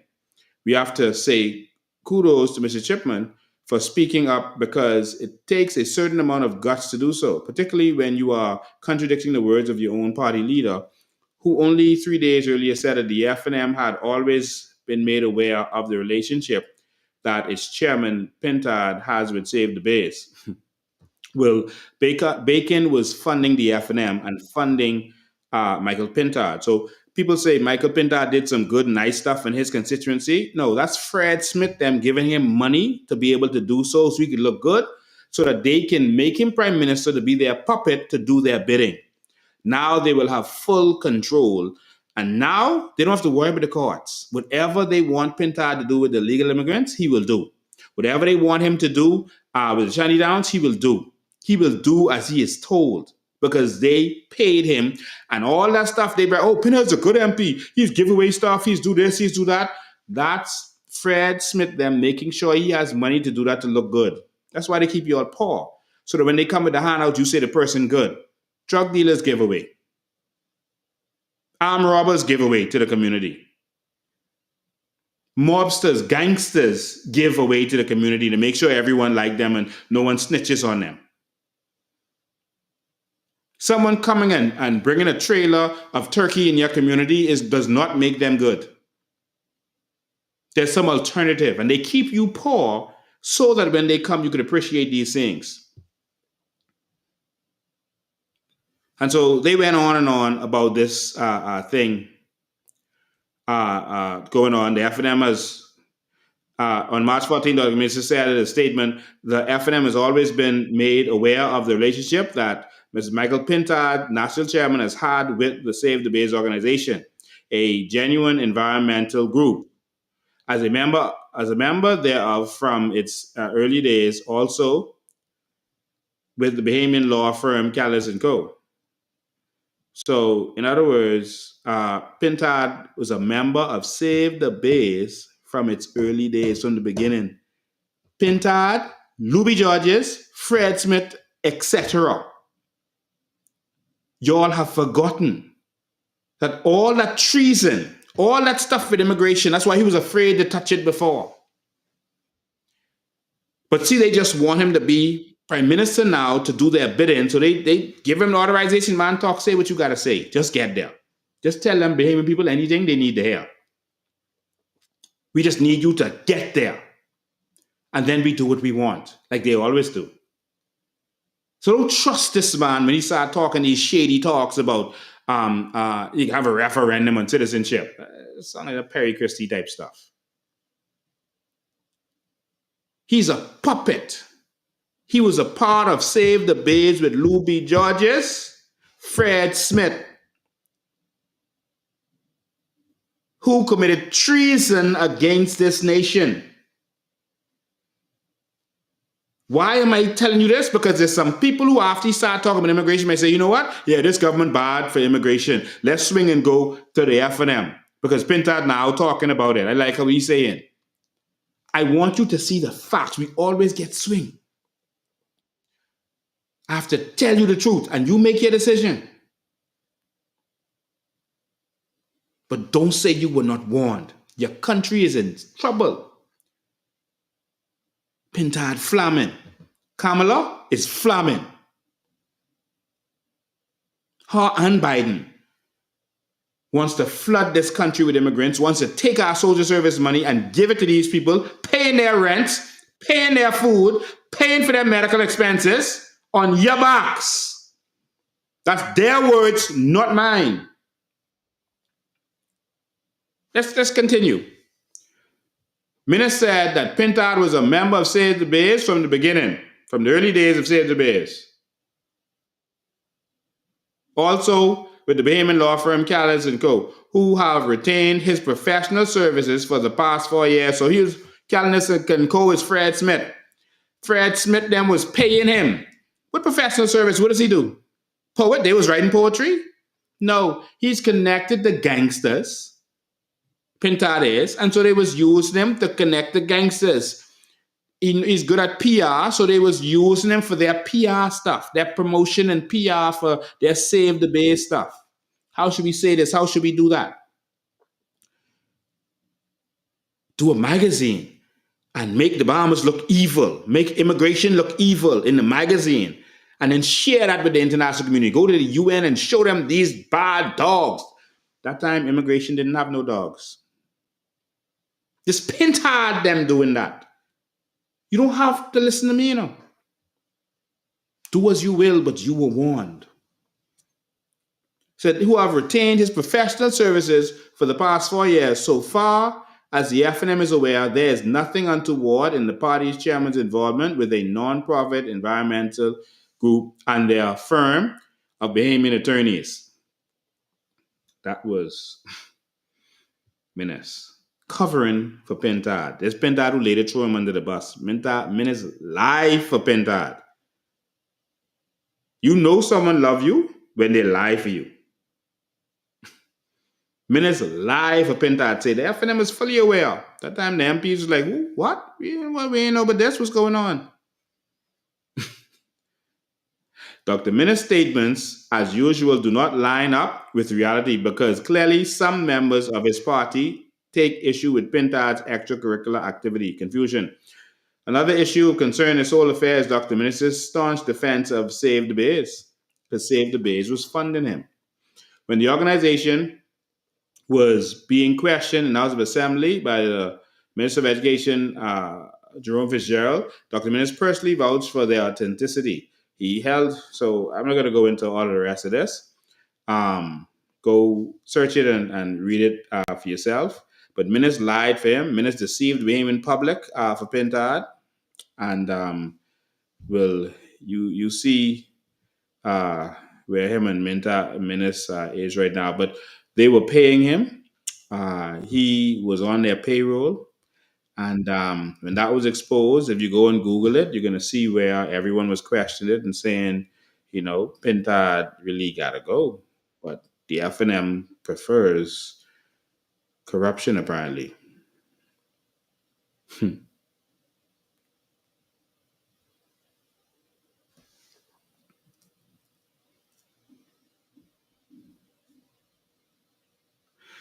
So there's another article here that shows, I think I better read some of this.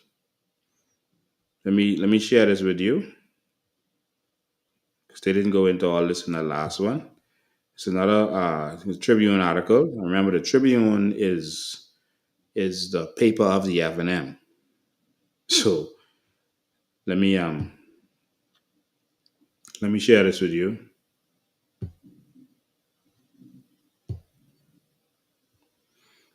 All right, this is the Tribune again. Pintard resigns as chairman after the NIGAD controversy. So again, they talk about some of that other stuff that you heard already. And then he said, I found no legal or ethical wrongdoing in my role in meetings when PLP NIGAD operatives made me aware of their past criminal acts. They made him aware of their past criminal acts, meaning murder, killing people, and possible dastardly and unbelievable plot to pose a potential threat to the lives and reputations of citizens of this nation. And so there was he called it a dastardly and unbelievable plot to pose potential threat to the lives, to kill. He just play word salads. And to kill the lives and reputation of citizens of this nation. Yet, he didn't leave out there as a dastardly plot and go and talk to the police. He went and arranged payment for them, $500,000 each. They say to go and lie in statements.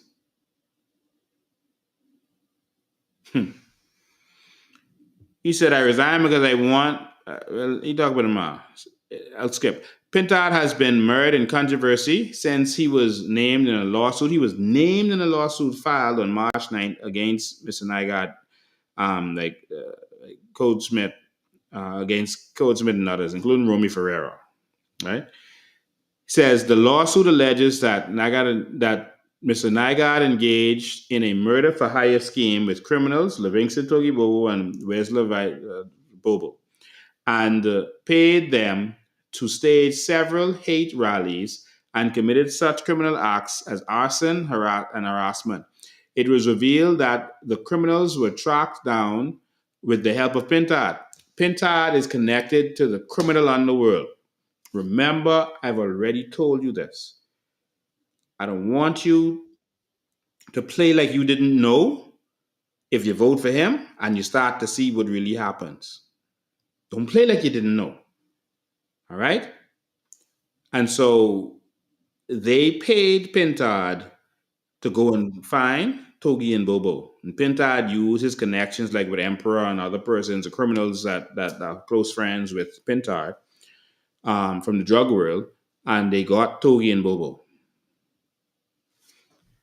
Continuing, Mr. Bullard and Mr. De Velma, Togei and Bobo, were compensated for their evidence. However, the men later claimed they were paid for false testimony and that Pintard negotiated the payoff.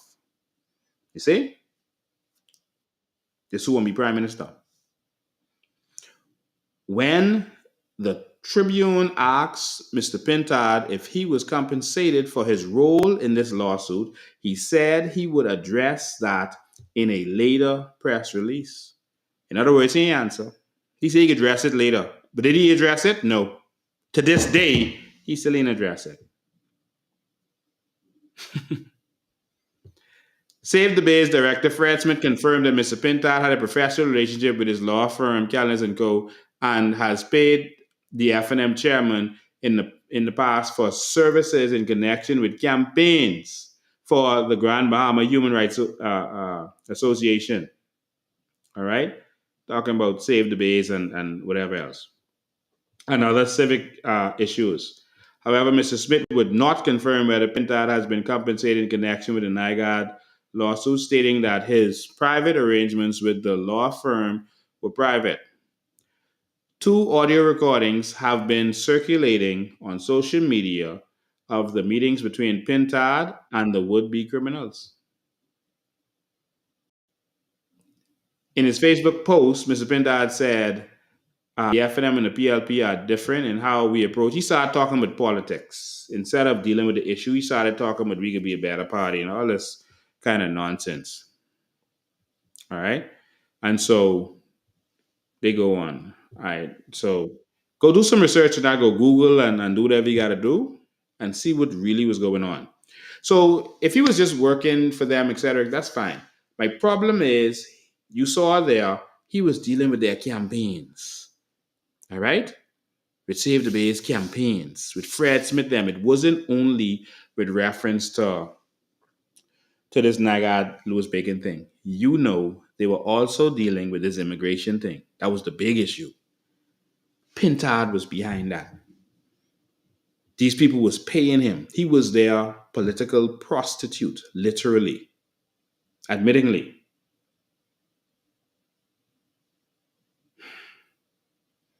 As I continue, I'm going to open the phone lines. You can call me on the regular line. Make sure these are open. You can call me on the regular line. If you're just tuning in, we're going to have a back to school haircuts on the 30th. It's going to be at GQ Haircuts. There's a green building in the corner of Shirley Street and Camp Road. That's the first location. We're going to have another location. We'll let you know what that location is later this week. But that's going to be on the 30th. So you could bring your young people there to get their haircuts. All right. So if you're just tuning in, and make sure you be a part of that. You can call us on WhatsApp or regular line. Regular line now. Remember, I told you that my phone had dropped in the ocean when we went to Grand Key. So if you've been trying to call me for all these weeks, you couldn't get me because I have to buy special phones for a certain reason. And so I had to wait till I could get a special phone. I just got that up. So if you've been trying to reach me or hoping that I could reach you, I lost all my numbers. I lost everything. But now I'm back up and running. All right. So we just want to make sure that you understand that, so you know exactly what's going on. All right. So 803-5995 is the number. Let me put it up on the screen for you. 803-5995 is the number. We think about all of this immigration stuff. We got more to talk about. So, but we think about all this immigration stuff and with the government, and Pintard, and all of a sudden, we talk about immigration, but we know what his track record is. We know who pays him off. We know who's been buttering his bread. Doing a service for a company is no problem. That ain't no big issue. All right. But we know that he was a member of that organization that was doing treason to this country. If he was just doing stuff to expose NIGAD, I down with that. I'm fine with that. But you were a member from the beginning of Save the Bays with Luby Georges. Let me show you all Luby Georges. 803-5995 is the number. You can call on WhatsApp call, or you can call on regular line. Oh, sorry, that was on Do Not Disturb. I'm sorry. Make sure that this one is up also. Okay, let's take the phone lines. Caller, you live. Go ahead. Right here, man. Hold on one second. Let me put you on speaker so they can hear you. Yes, go ahead. Yeah, my phone was down for weeks, actually. Only one thing bothering me, Lincoln, man. this illegal voting process. That's what's bothering me. What is going to happen if I go to the polls and I see 3-4 Haitians in front of me, and I know they Haitian, and they're going to vote in our election and they shouldn't vote? What are you think up there? Like, If they shouldn't vote, speak up. Tell the COI representatives at the poll who was there. If you know that they shouldn't be voting, tell them, and so they can do what they have to do. In terms of any strategies that we have to deal with that, I'm not going to be speaking our strategies this far out, because then you're helping the enemy. Understood. I just saying, but for a potential voter like me, you know me, you know what I all about. Yeah. And I about defending my country. Yes. You understand me? And I'm just saying, you know, what if that happens? I got 3-4 Haitians in front of me ready to go vote. Right. I just told you what to do, so that's straight. Yeah. Anyhow, everything cool though. Yeah, man, everything is good. We got a plan to deal with that, but I can't talk it. Yeah, okay. Thank you, man. I know that. All right. All right, bro. All right, man.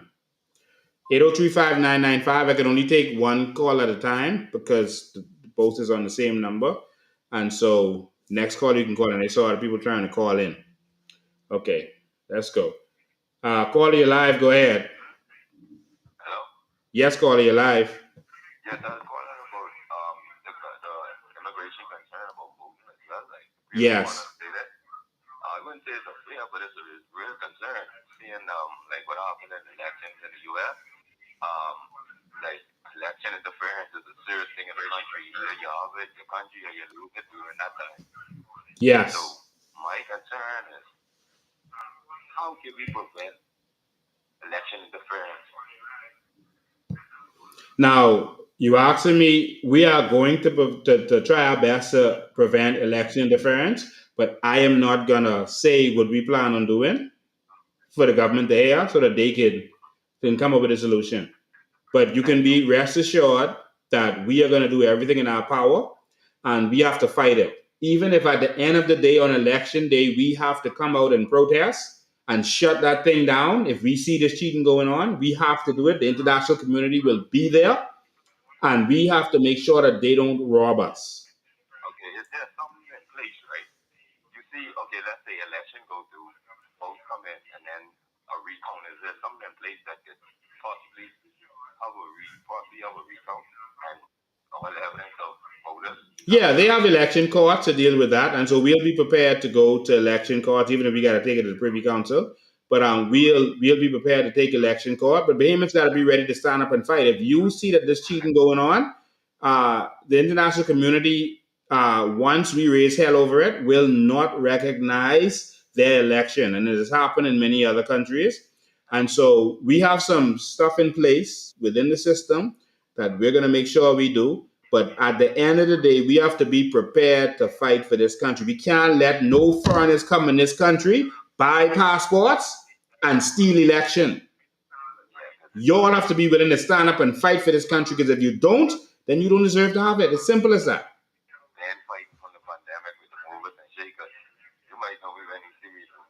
All right, my brother. All right, man.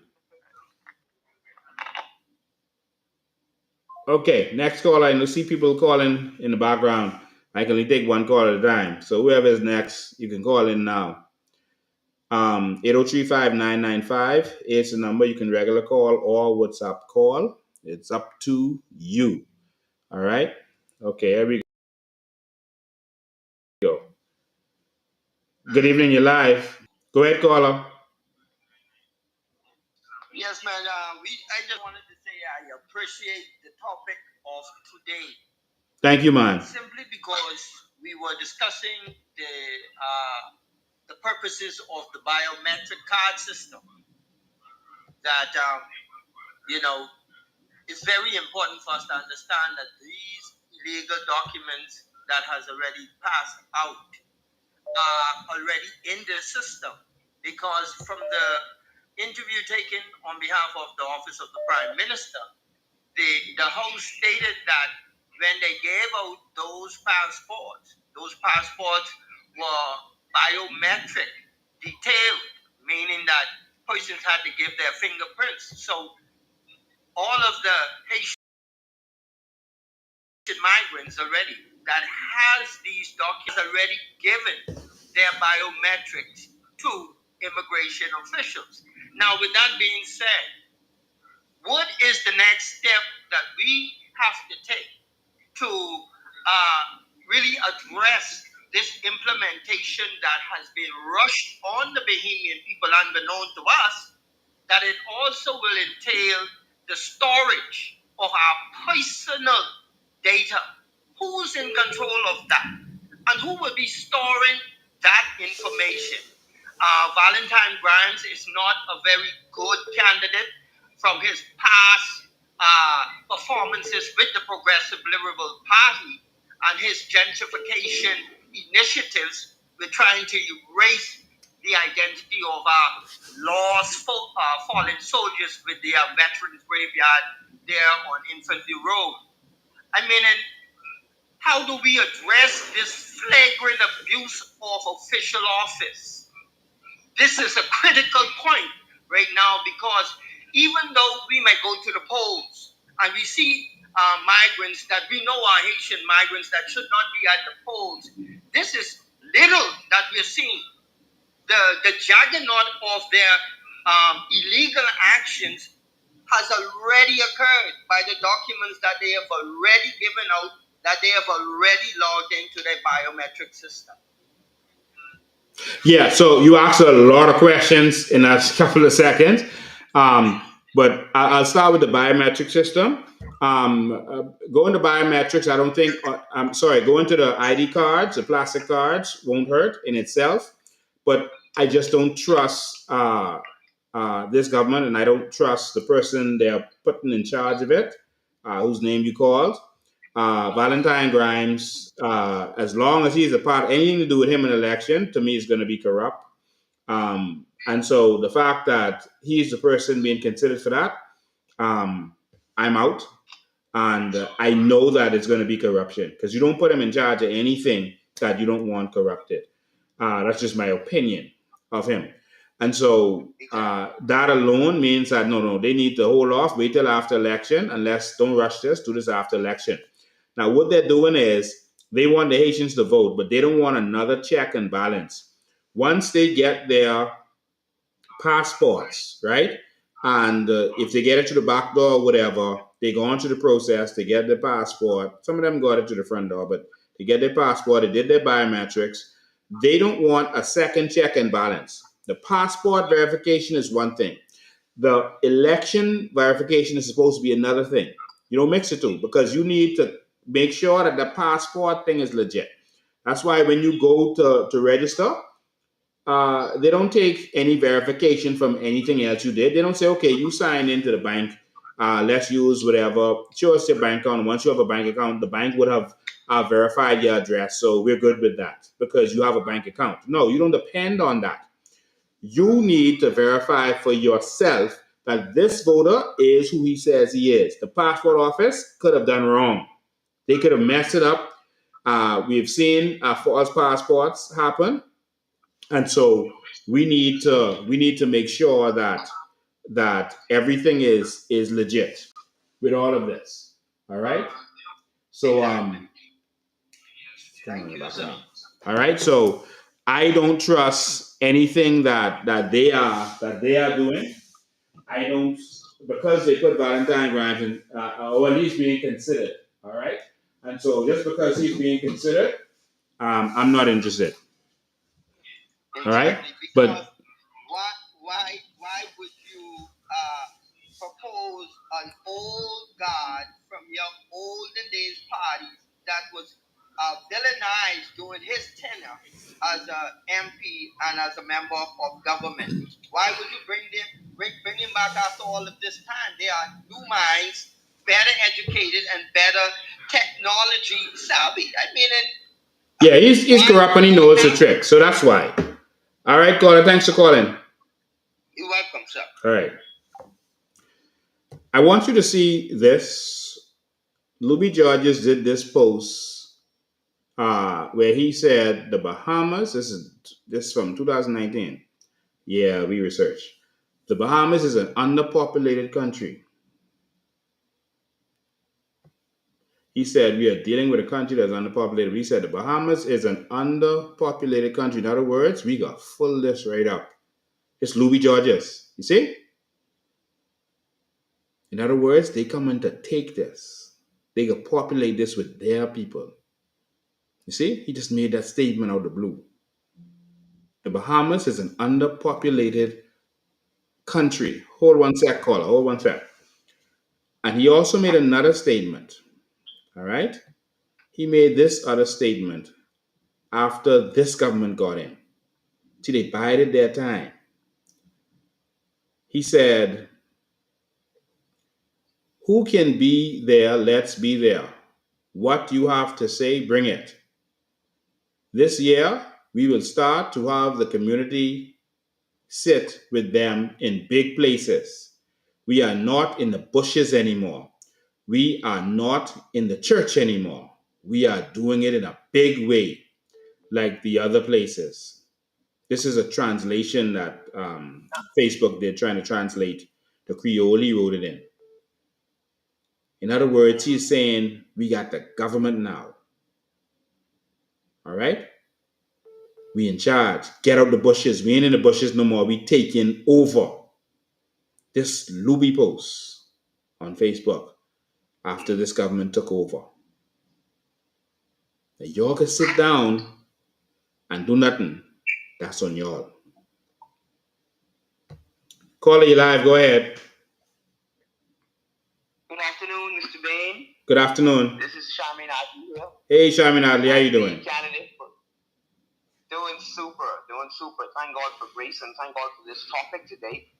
And I just want to definitely call on all the residents of Golden Gates in particular. So let's stand together for our country right now. We are heads in the sand on such an important matter. It is very sad to see that the trusted governments, this government in particular, with the powers to govern our country, and then now you're going to turn around and bring up people into the land. It's alleged that now you brought these people in and you want them to take over the country. I think that's the most traitorous thing I've ever seen in my life. And so this Bahamas is for Bahamians. And so I'm calling on all residents of Golden Gates to stand up now. Let's be counted. Let's get to those polls. This coming Saturday, we are opening the headquarters for Golden Gates. I want every Bahamian to stand together with us. That's Malcolm Road West. And I want to get Bahamians to come together and let's stand and be counted in this Bahamas, that we will defend our country. We don't have any place else to run. Other people can go run back to their own land. We can't run to America the way we used to anymore. Trump will send you back home. This is our land. This is our time to stand. And I don't like it one bit. If you're going to have persons come here, it's not about hating people from anywhere. The problem is, you want to tell me now in my own country that you intend to take it away from me, disenfranchise me, disinherit me, and my generations to come, and I'm supposed to sit down and be okay with that. Something got to be wrong with that. And any true red-blooded Bahamian would come up, would stand up and be counted in this time and in this season when our country is literally at stake. You can find us on Malcolm Road West from this coming Saturday going forward. We are going to stand and we're going to defend our land. And I'm calling on all residents, all citizens, all Bahamians in Golden Gates to get up, to stand up, and to be counted as we defend our Bahama land. Thank you. Thank you so much, Bahamas. Thank you so much, Golden Gates. All right. 803-5995 is the number. I see a lot of people trying to call in. But again, I can only take one at a time. 803-5995 is the number. Ladies and gentlemen, we got to fight for this. This is all we got. And they say I'm doing this for political gain. This is not politically expedient. Because me standing up for what is right is going to offend a lot of people who identify with the problem. They're going to be people who said, oh, he hates Asians and I'm going to vote for him. When it has nothing to do with hate. This isn't politically expedient. If this was for politics, I would be like you pandering to all the voters. I'd be pandering to those people who come here illegally. and pay off to get their citizenship, etc. I'm not doing that. This isn't for politics. This don't benefit me, but this will benefit our nation, what I am doing. And I believe that God does not want this country to be taken over by a people who serve other gods. I said it. Not all of them. There are many of them who are good, decent Christians. But there are gangsters who have now reached the Bahamas. Call, I coming to you right now. Our central bank has been warned to look out for the money of these gangsters. I told you months ago that the gangsters from Port-au-Prince reach. I pointed to the bushes where they live in. We went there. These gangsters are running the streets. They're killing our Bahamian young men. They're killing each other. You see what's happening in Turks and Caicos, that beautiful place? They're now neck and neck with us with murders. Turks and Caicos, man. Y'all see it happening there. What you think is going to happen here? You just love your party that much. You see the nonsense they doing. But you just got to love them more than you love yourself. Y'all know Pintard ain't going to do nothing for immigration. Brent Simonette was bragging about how much citizenship she was giving out every week. Must be 135 a week, he said? A week?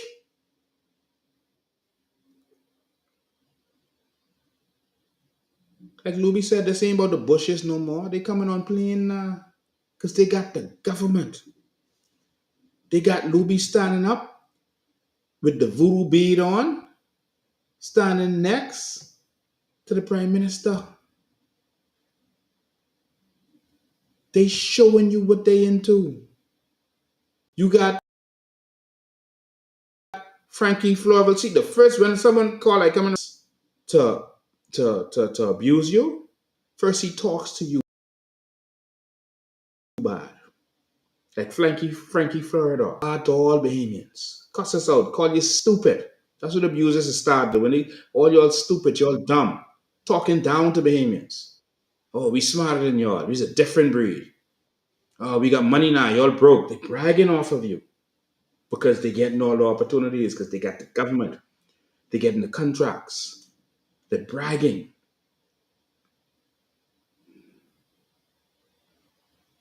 That's how the abusers start. And then the violence comes. It don't start with the violence. It starts with the verbal abuse. Then it's the physical abuse.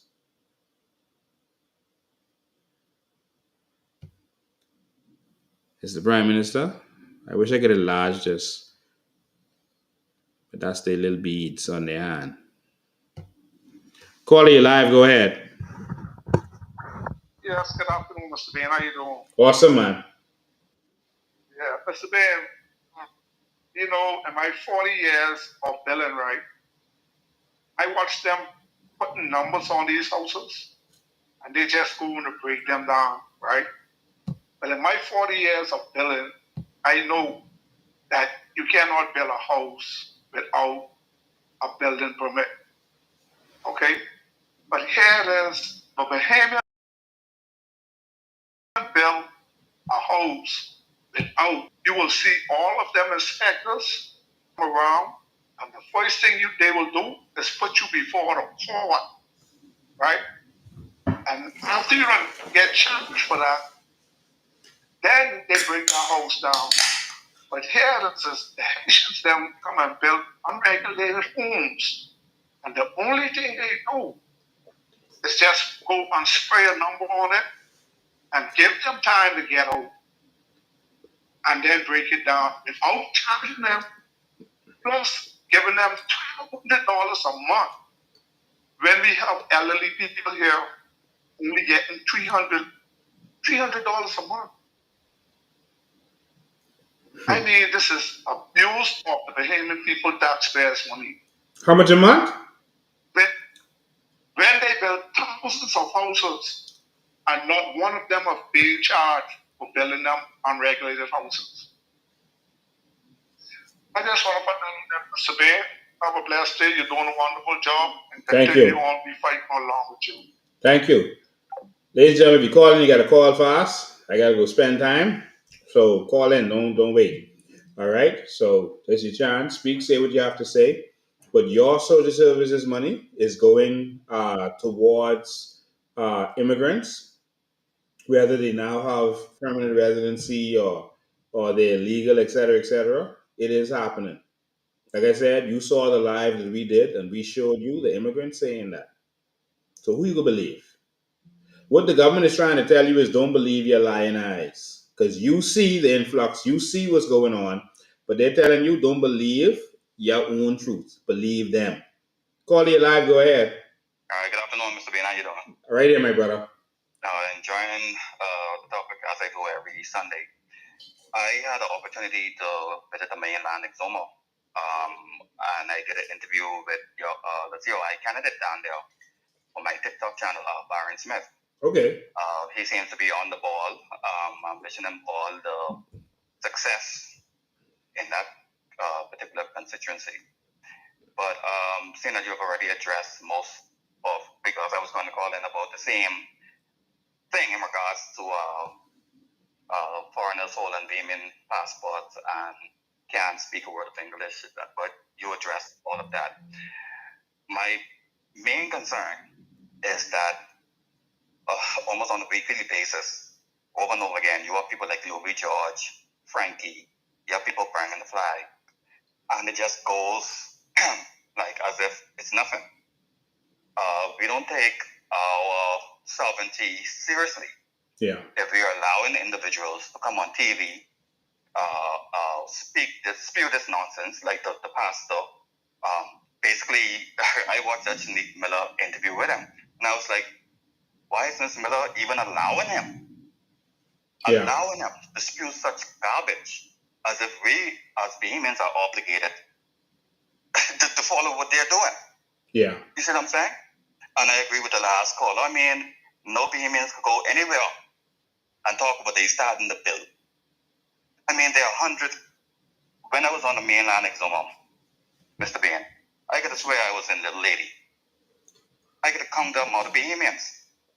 And these cannot be Haitians who have been there for years and years, because, like I said, none of them can speak a lick of English. It's a very scary situation. I am hoping that Bahamian populace wake up and see what's happening, for the Prime Minister to come on TV and say outright, lie outright, that there isn't an illegal immigration problem when you have Shanty towns and Andros. I mean, and well, there was always in Abaco. But then each and every one of our islands are being, I mean, just, we don't even know what's in the back of the bush. Judge the 700 islands and keys. We don't know which boat slipped through. They might have a whole community on this key, that key. It is a really very scary situation. Even more so that our government are literally, you have Haitians coming over who have never been here with brand new Bahamian passports. And this is why I have a situation with the same whole biometric. Once they're in the system, they're in the system. And their agenda has already been, they broadcast their agenda on a daily basis. They are going to vote for the PLP. So that, I don't know. I mean, like I said, even visiting Nassau. Well, I will tell you, not everyone who is of Haitian descent agrees with what's happening with the PLP. A lot of them had to do things the right way. But now they see people just coming and paying off people, and there's a huge network going on. And Louis Georges is making a lot of money off of this whole situation, and that's why he wants it to continue. And so there's a network of people who just bring people to him, and he has to hook up because he's with government.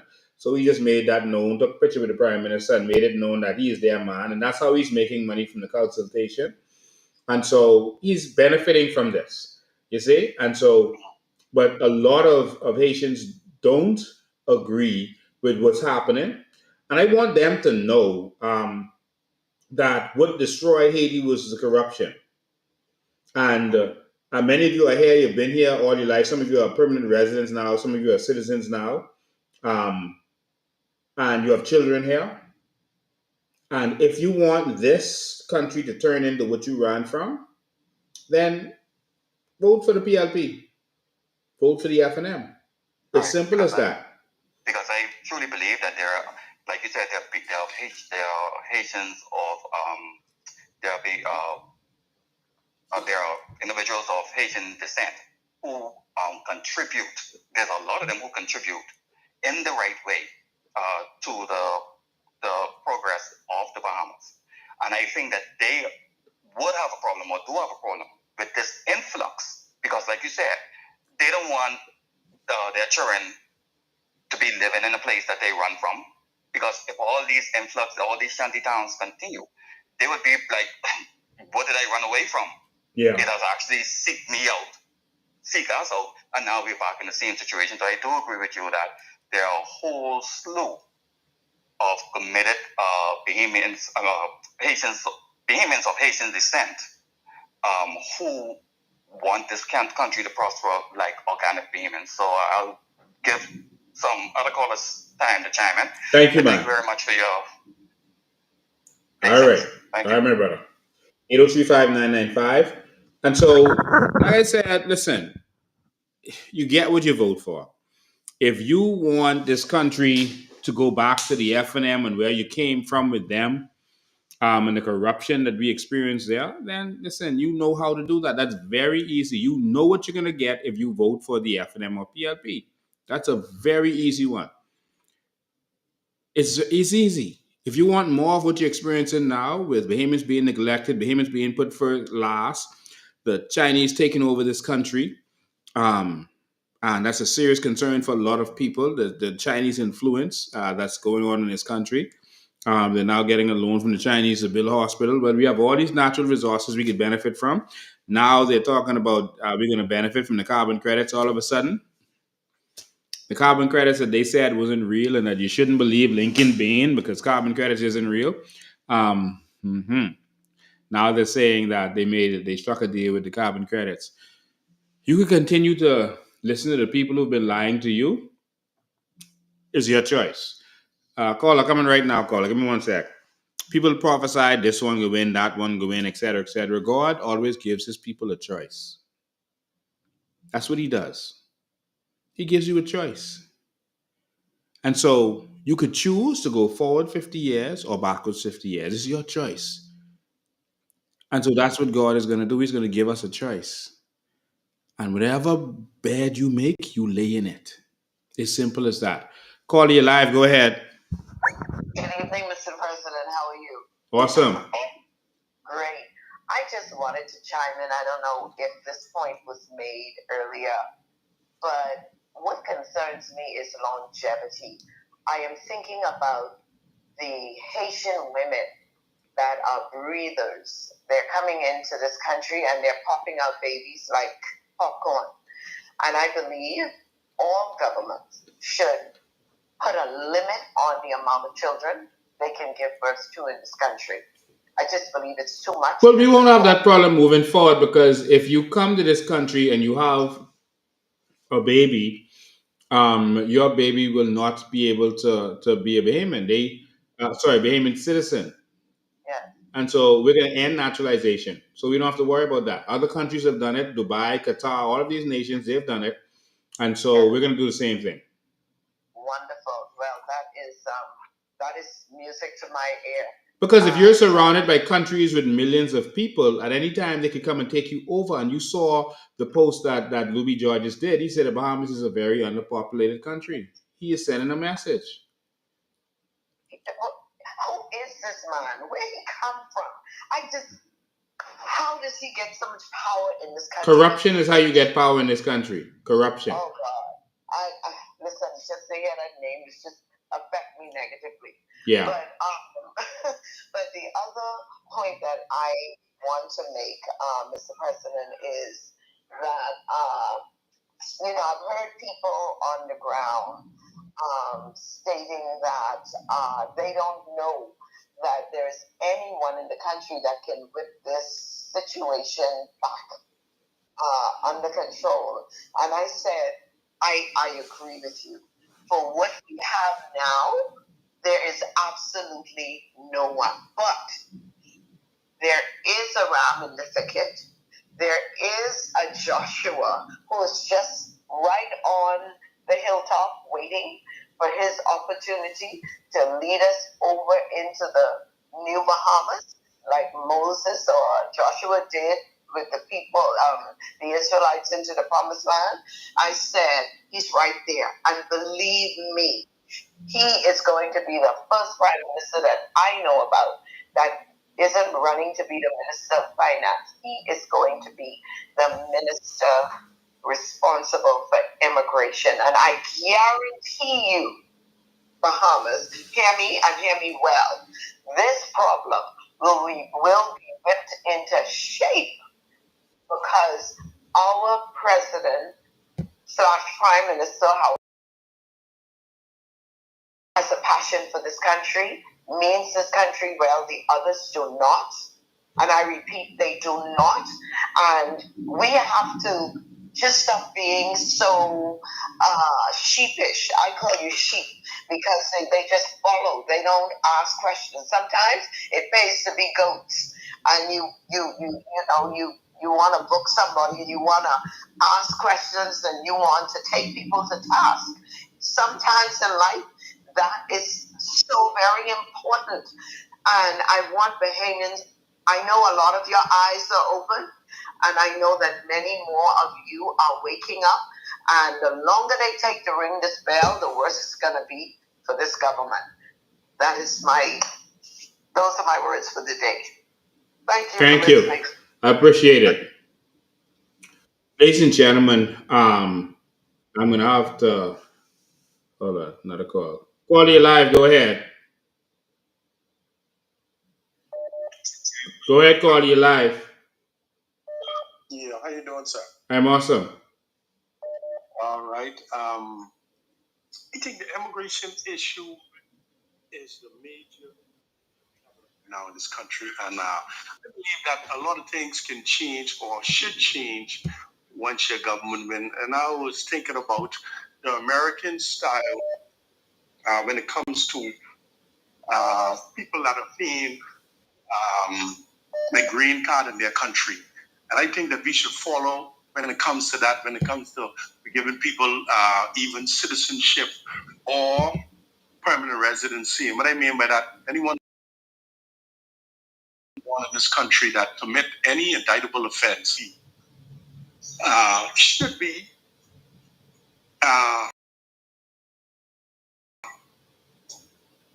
they should lose entitlement to citizenship or permanent residency once they're being brought guilty on an indictable offense and get shipped out of this country after they finish their sentence. I feel like those laws, we need to enact those kind of laws too in this country so we can get rid of a lot of these people that don't understand the entitlement. I mean, the privilege that have to stay to be in this country. I agree. Do you agree? 100%. Yes, sir. So I believe that when your government come into power, I think that you should consider that. And not only that, like you say, with the people born in this country, they come here, they have a lot of kids and stuff like that. We need to really, like I hear the FNM said it the other day, Pintard said he's going to have a referendum on that particular same subject, but to try and end that. And it is possible. We have to use a referendum and 3/4 of vote of the House to change that situation. With I think in the Constitution, where we're able now to end that privilege, that entitlement, where they have to be citizens in this country when they turn 18, where they're able to do. But what I'm talking about is how come a lot of these kids that were born to foreign parents, illegal or legal in this country, come right out of school and join our police force, customs, immigration, and they are not citizens of this country? How is that even possible? My brother, all of the problems that we have in this country is due to the PLP and FNM. The easiest and the quickest solution is to just get rid of them. That's it. And that's all. Yes, sir, I agree 100% because the law states that they have to apply for citizenship at 18. They have 1 year window. So how could you come out of school and go straight on our government services? That's supposed to be against the law. But we having this been happening. So that means that all of these ones, they're legally on a job. That's not our constitution. Yes. See, I'm saying, so a lot of things need to really be checked in this country and dealt with immediately. And that's why we have so much problems now, because we have these people all in our services. And so how we expect to hold down the law when they all about in our government services, when they're supposed to be? We're going to fix it. Thanks for your call, man. Yes, sir. All right. Call you live. Go ahead. Hello, good day. How you doing? I'm awesome. That's good. I have a question to ask. With the government now getting ready to house the immigrants with social service. Hold on. They're not getting ready to house them. They have been housing them. And we exposed that a couple of years ago. And the clip that I showed at the beginning of the show, that was from a year ago when they said they were housing these immigrants. So they're not getting ready to house them. They have been spending our social services money. That's why ain't none for y'all. They've been spending it. Well, with that being said, I want to encourage every Bahamian right now to go to social service come Monday morning, tomorrow, God first, and go and apply for rental assistance for that 3 months so you can catch yourself with your light bill, your water bill, or whatever. If you need assistance with electrical, if you already have your house, go and apply with social service because it have the balance out. You just can't spend the money on the the other nationality and don't want to give it to us because every time when you go to apply for these things, it's always an issue. Yeah. So I ain't really going to say that. I want to say this. If they are saying these persons are persons that has permit for working, and now we already come to figure out, okay, now, yes, we know these things are fake documents. So, okay, if the government now is saying, okay, they are not fake documents, they got these things the right way from, these potential or however business owners that brought them into our country to work. Okay, so now they didn't house them. So seeing that now we find out they didn't house them and they in the Shanty Town, are they now trying to find out who are the persons who I guess responsible? No, they're not. They're not doing anything. Okay, so that's what needs to happen because now investigations needs to come down on persons who they are saying apply for work permit. And when we find out now that there is absolutely nobody, because nobody is going to accept, let me don't say nobody, but it's going to be hard for Bahamians to want to accept monies for Haitians to lie and say they brought them in to work for them. What they're doing is they're having Bahamians of Haitian descent apply for them now. So there's a ring going on. So they're applying for them. All right. And I had access to look at a lot of the people that Louis Georges is dealing with. He's dealing with a lot of the more wealthy Bahamians. He is charging them to get their people straight. And so he's making a lot of money from that.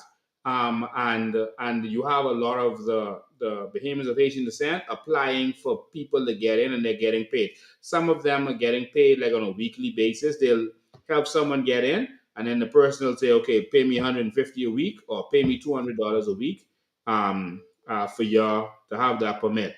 If you don't pay me, then I could tell them I fire you and you got to go back. Okay, but when applying to bring in other nationality, do they not have to provide proof to the government that they have a secure living place for these people, living conditions? No, they should, but it's a corrupt system, so they're not doing anything that they're supposed to do. All of these work permits that you see around, all of these immigrants have work permits now, and that's why immigration can't do their job. Their hands are tied because everyone have a work permit on them. That's because they paid for it under the table for the most part. And so, because all of them are supposed to be advertised in the paper. Say again?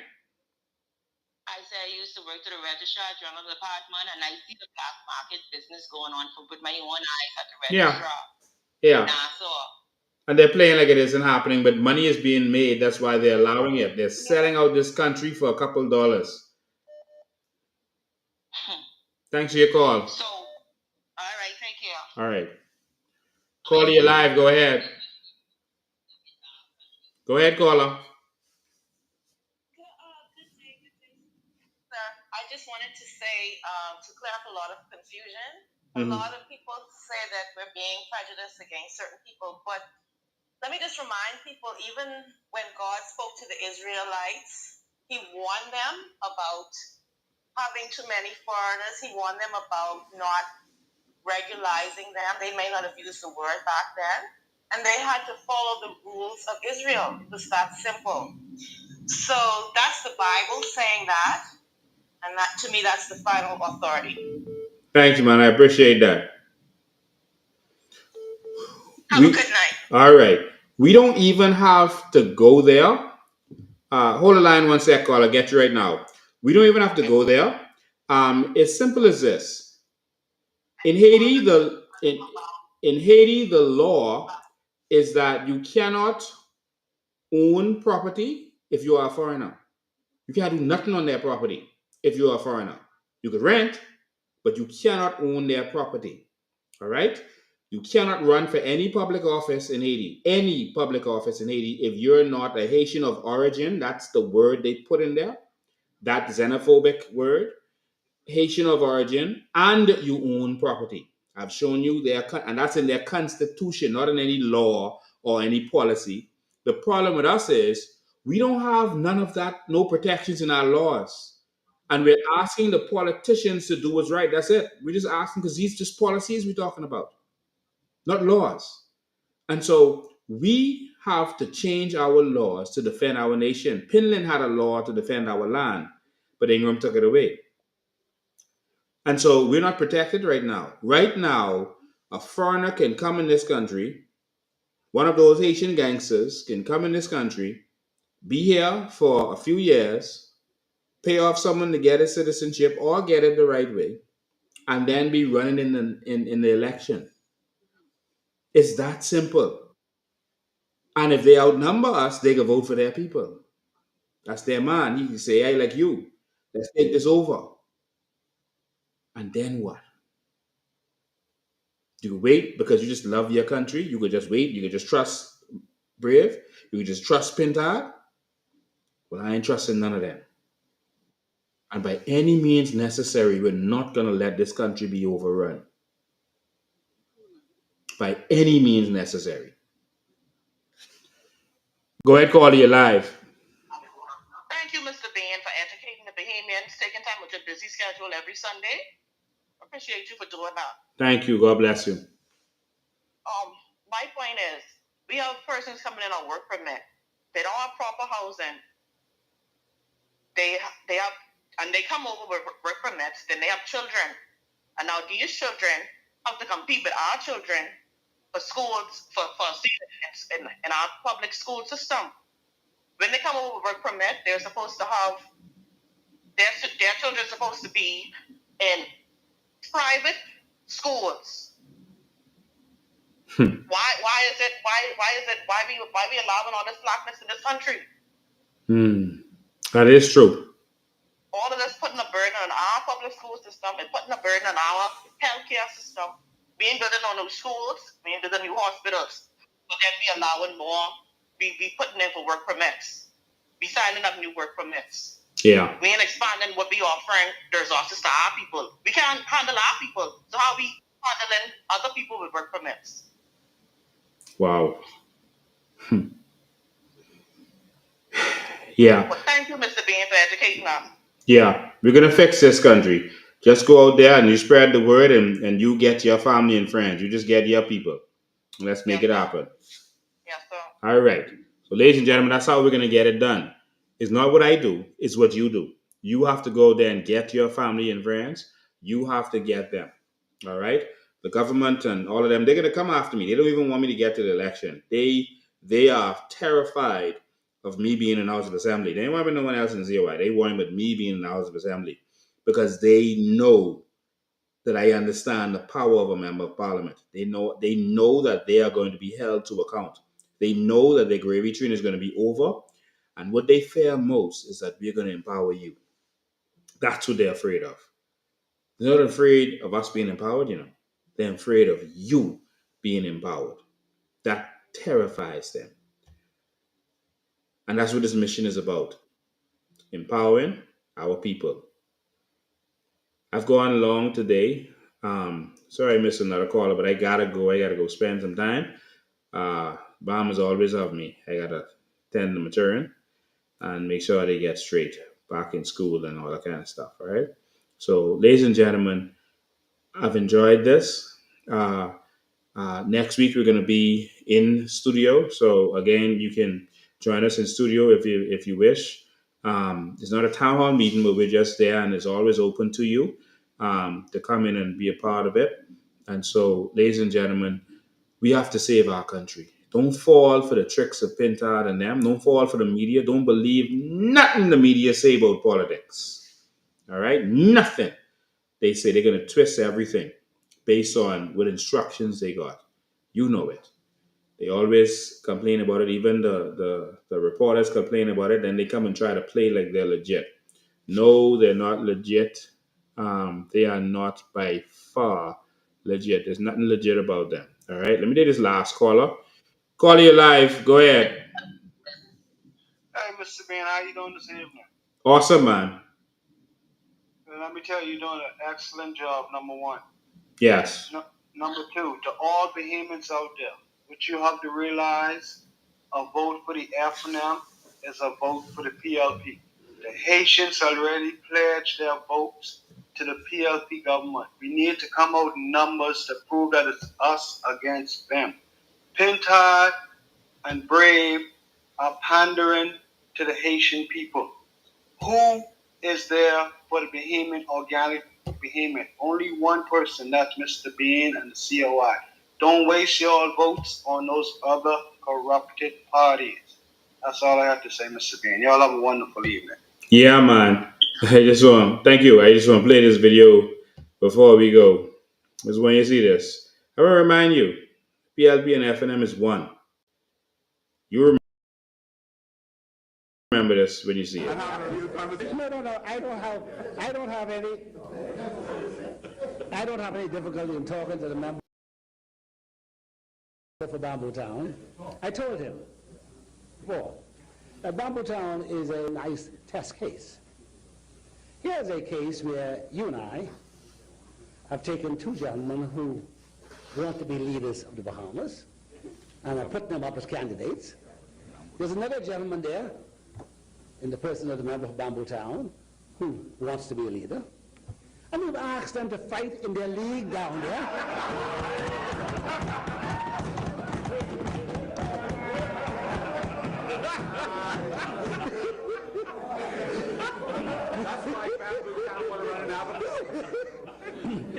You see, which of them is going to come out to become eligible to be leader? You got to win first.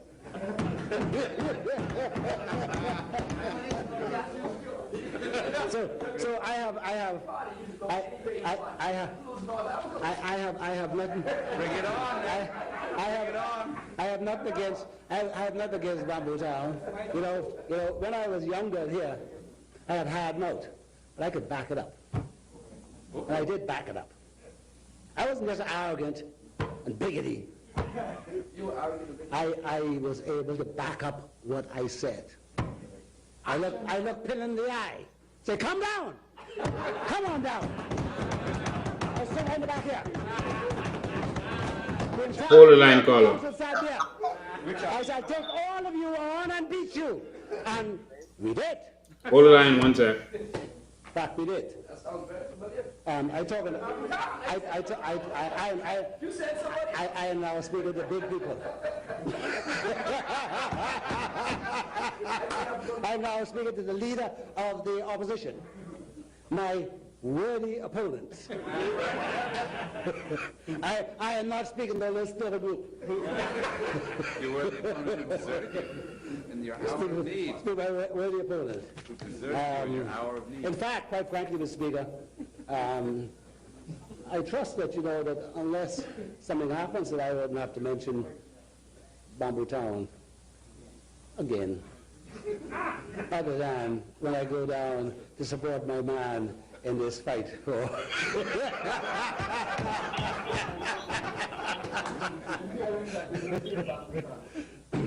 oh, there's no question about it. There's no question about it. If the committee came back and said to cut Bamboo Town out, I would not accept that, because I want him in Bamboo Town. I want to meet him in Bamboo Town. He is not going to carry my things anywhere.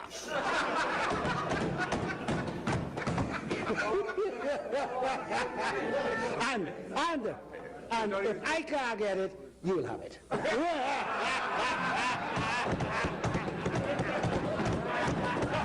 He said, if I don't have it, you will have it, talking to Perry Christie. If they were enemies, what he said. He said it right in front of all of us and laughed. Both sides laughing. While you keep for the nonsense. When we get in power, we're going to be humane. We're going to do what we have to do. But there will be no shanty towns. There will be no illegal immigration. Those days are going to be over. We will resolve that problem.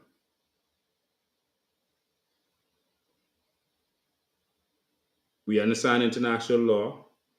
But just before I take this last caller, I want you to understand a little bit of research, and you can see that there is no obligation for any country to take care of any illegal immigrants.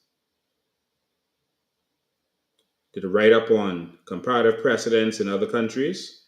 Many countries have faced the question of whether undocumented illegal immigrants are entitled to housing or social assistance. The courts around the world have generally not required governments to provide extensive welfare benefits to those without legal status.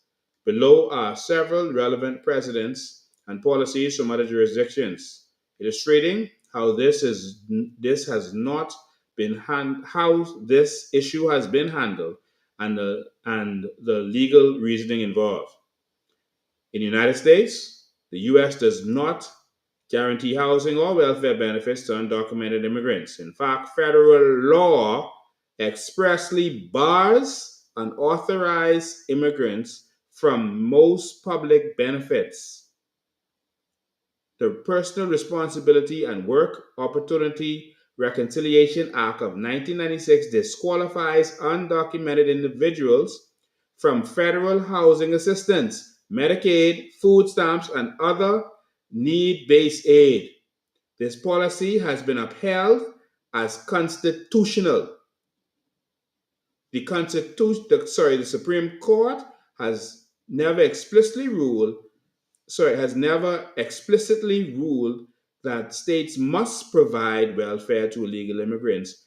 On the contrary, courts have interpreted Supreme Court precedent, notably they named the precedent, as implying that states may deny public benefits to unlawfully present persons without violating equal protection. And it goes on to a bunch of other stuff. They broke it down. States don't have to pander to illegal immigrants. There's no international law that forces you to do that, despite the lies that they are telling you. In the United Kingdom, it's the same thing. The United Kingdom, likewise, this is where we get our laws from. The United Kingdom, likewise, maintains a strict policy of no recourse to public funds. That's the policy. They call it NRPF.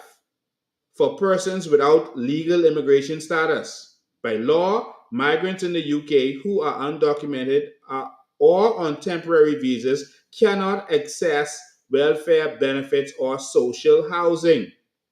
This policy, embedded in immigration legislation, has been consistently applied and upheld. UK authorities argue that migrants should be self-sufficient and that public funds are for citizens and those with settled status. That's the UK.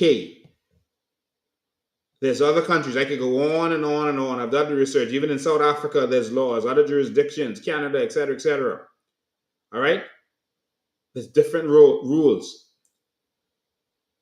There's no international law, despite the government trying to deceive you with that last press statement, that requires them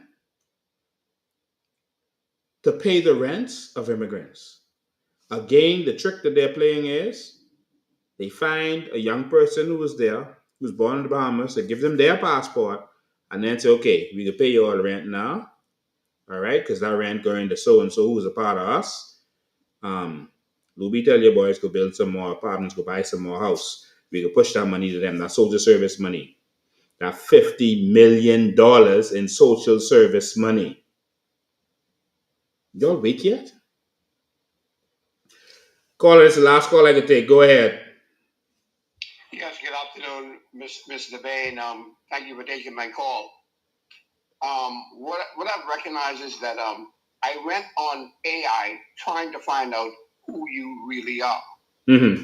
And I was shocked to find that you, Lincoln Bain from the Bahamas, that after the earthquake in Haiti, that there were no MPs from the PLP nor FNM who fought or tried to find their way to Haiti to help out the Haitian people.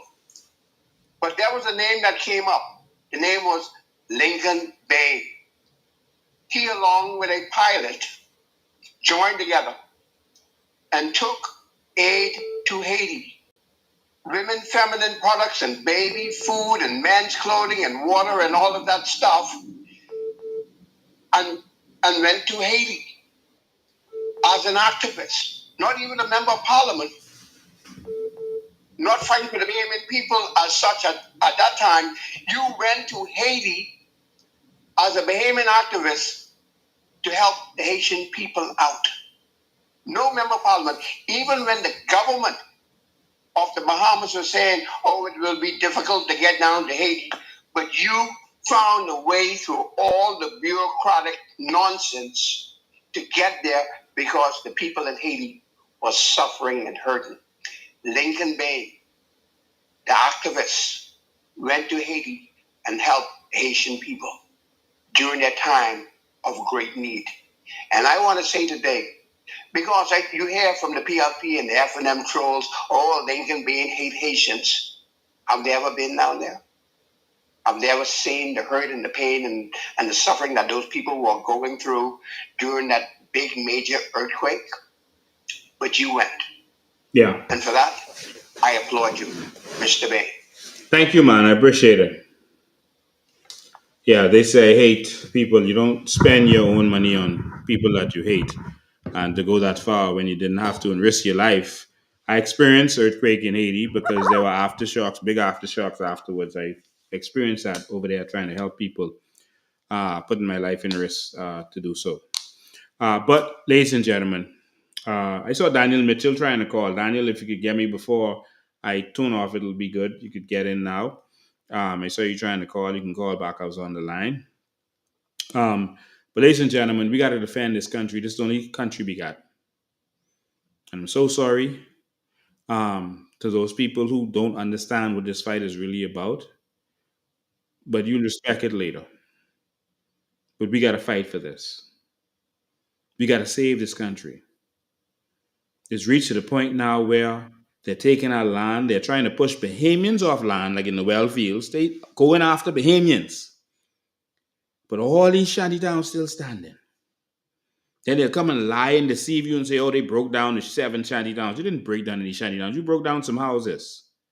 And then you found housing with our money to give to those people. We can fix this nation. Okay, last call. For true this time. Call you live. Yes, good day, Mr. Bean. Good day, Bahamas. Yes, Mr. Bean. It's amazing to see that all these apartments that is going around now here in Grand Bahama, as we do our walkabout through the communities, we noticing that all of these apartments are full up with illegal immigrants. Yeah. So this now shows us that this is where our taxpayers' monies are going from social service. Yeah. It looks like it's going to house these people, all right, and taking care of these people when our people cannot get the help and take care from social service. I mean, we have persons all over Grand Bahama need assistance, need help, and they are being turned away. Now we understand why. It's because they are housing and paying rent for these other people. We have a problem with this, and this is why we have to stand up and fight for this country, because we see we are losing this country every single day where it relates to foreigners coming and being taken care of when Bahamians are being disenfranchised. Yeah. I hope the Bahamian people are awake and they are ready for change. That's it. That's all. Thank you once again. Thank you, man. And the last thing I want to address, these people are now fishing in our waters. They're going out crawfishing. They run in the boats. Bahamians hired them because they wanted cheap and loyal labor. And Bahamians took them on the boat, showed them all the spots was, and now they get biggity. And now they take over. Now they going on the boats and they go into the spots. They fishing in. I want all my Bahamian people to know that fishing is reserved for you. We're going to deputize you in our waters and give you the rights. If you see Dominican fishers, you take that boat. Just like the British hired the Buccaneers, we can hire you. Of course, we're going to beef up our defense force to defend our waters. But we're going to justify and legalize you going out there and taking that boat. We're going to deputize you on the waters to arrest any illegal fisherman that you see.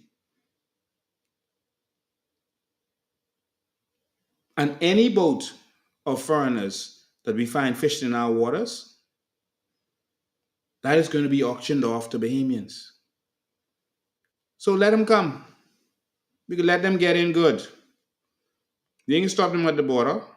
Oh, you coming to fish? Okay, let's watch them. Let them get close so we don't have to go far with that boat. And then when they get where we need them, come. We taking this boat. Let's go into a Bahamian. We have to take this seriously. This is the one country we have. We're going to empower Bahamians. That's the only mission we have. Someone says the Asians are coming in because Bahamians are lazy. That's not true. Bahamians don't do certain jobs. That's not true. There are lazy people in every country. In Haiti, that's the reputation that they have over there, that, oh, Haitians are lazy. Oh, they can do this, they can do that. They rip you off. They're lazy. They can kill you. Every country has lazy people. If you keep hiring the lazy ones, then that shows your ability to do proper recruiting. America has lazy people. England has lazy people. You have to hire and fire till you find the right ones. There are many Bahamians who want to work right now.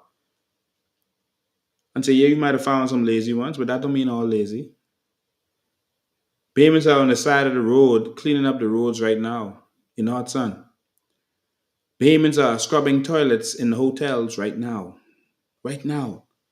Bahamians are on the back of garbage truck. I don't want to drive in the back of the garbage truck. It's not that they're lazy. It's that they're not doing what is their gift to do. Get this in your head.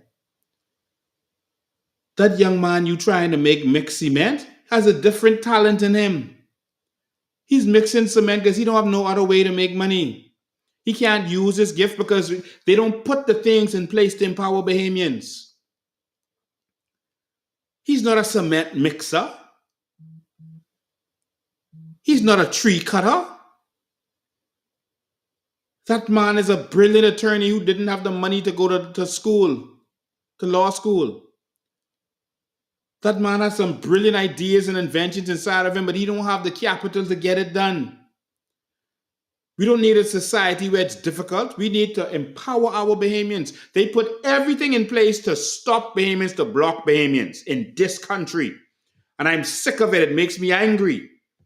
When I hear what Bahamians have to go through just to get a business license, what Bahamians have to go through to open a bank account in this country, that's going to change. They do everything to block us and then call us lazy. You can't say I'm lazy. That's not what I'm about. That's not what my gift is. If you force a 300-pound bodybuilder to run the 100 meters, and then you call him lazy to run a 100-meter dash? He's not lazy. He's misplaced. That's not where he's supposed to be. That's why I wrote a book called Identity Crisis. It was a bestseller all over the world. We're not lazy. Our opportunities have been stolen from us because y'all only want us to be beggars and servants and slaves. Why do we have to be the workers? Oh, these Bahamians ain't want work? No, they want to do what they were born to do. Give us a chance, man, and watch how great this nation will be if we empower the people to empower the nation. That is the problem. We were not here to be slaves. That's not our nature. We are a peculiar people. We are talented. We are gifted. No, many of us don't want to be in the hot sun. We want to be the boss. And if you know that about your people, then make us what we were born to be. We are talented and gifted. We are royalty. We go in other countries and we thrive. But only in our country we can't make it.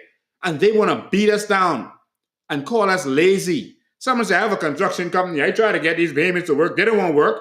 He is not a construction worker. I did construction when I was young, but that wasn't me.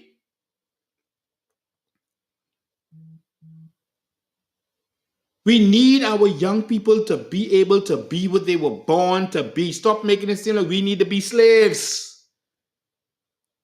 No. We can empower you. And the other people are going to come to work for you.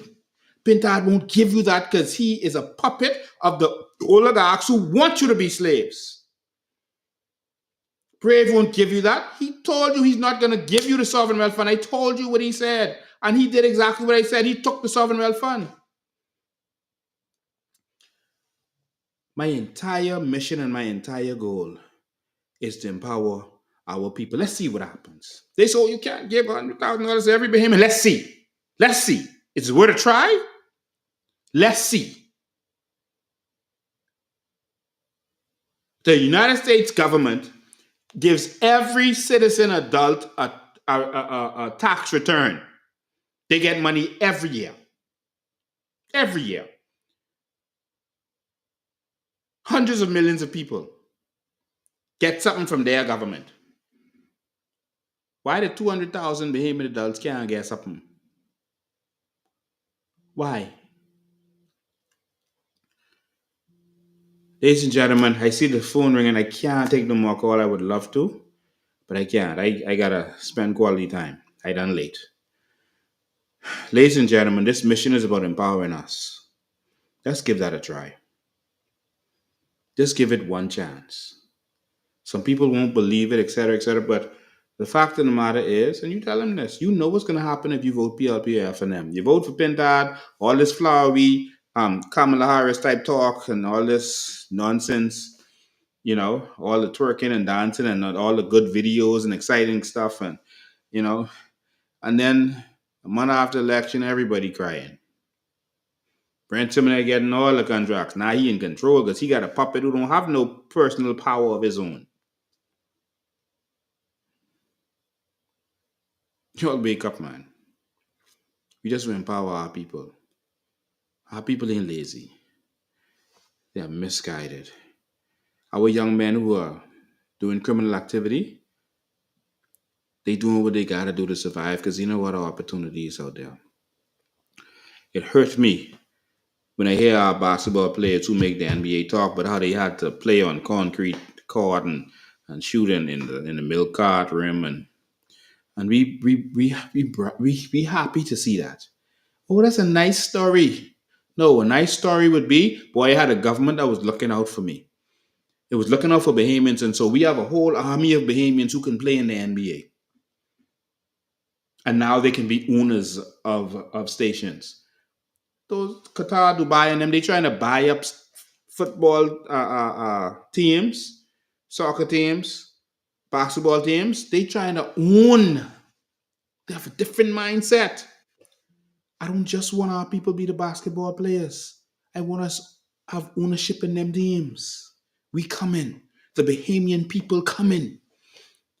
Soccer is the biggest sport in the world, but we could own some of them teams. Our sovereign wealth fund could own that, and all of us could get a piece of the pie. We can empower our nation. We got to think different, man. Think different. Get out the box. Get out that slavery mindset. Stop trying to enslave my Bahamian people. Let my people go and be all that they can be.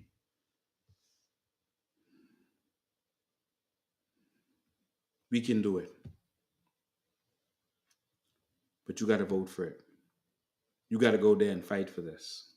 Let's fight. Let's make this happen.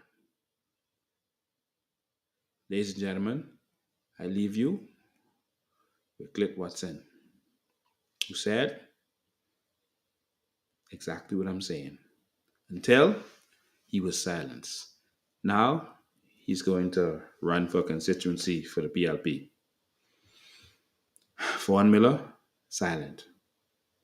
Other activists who fought for natural resources, do you hear any of them? You hear them? Listen. Be quiet.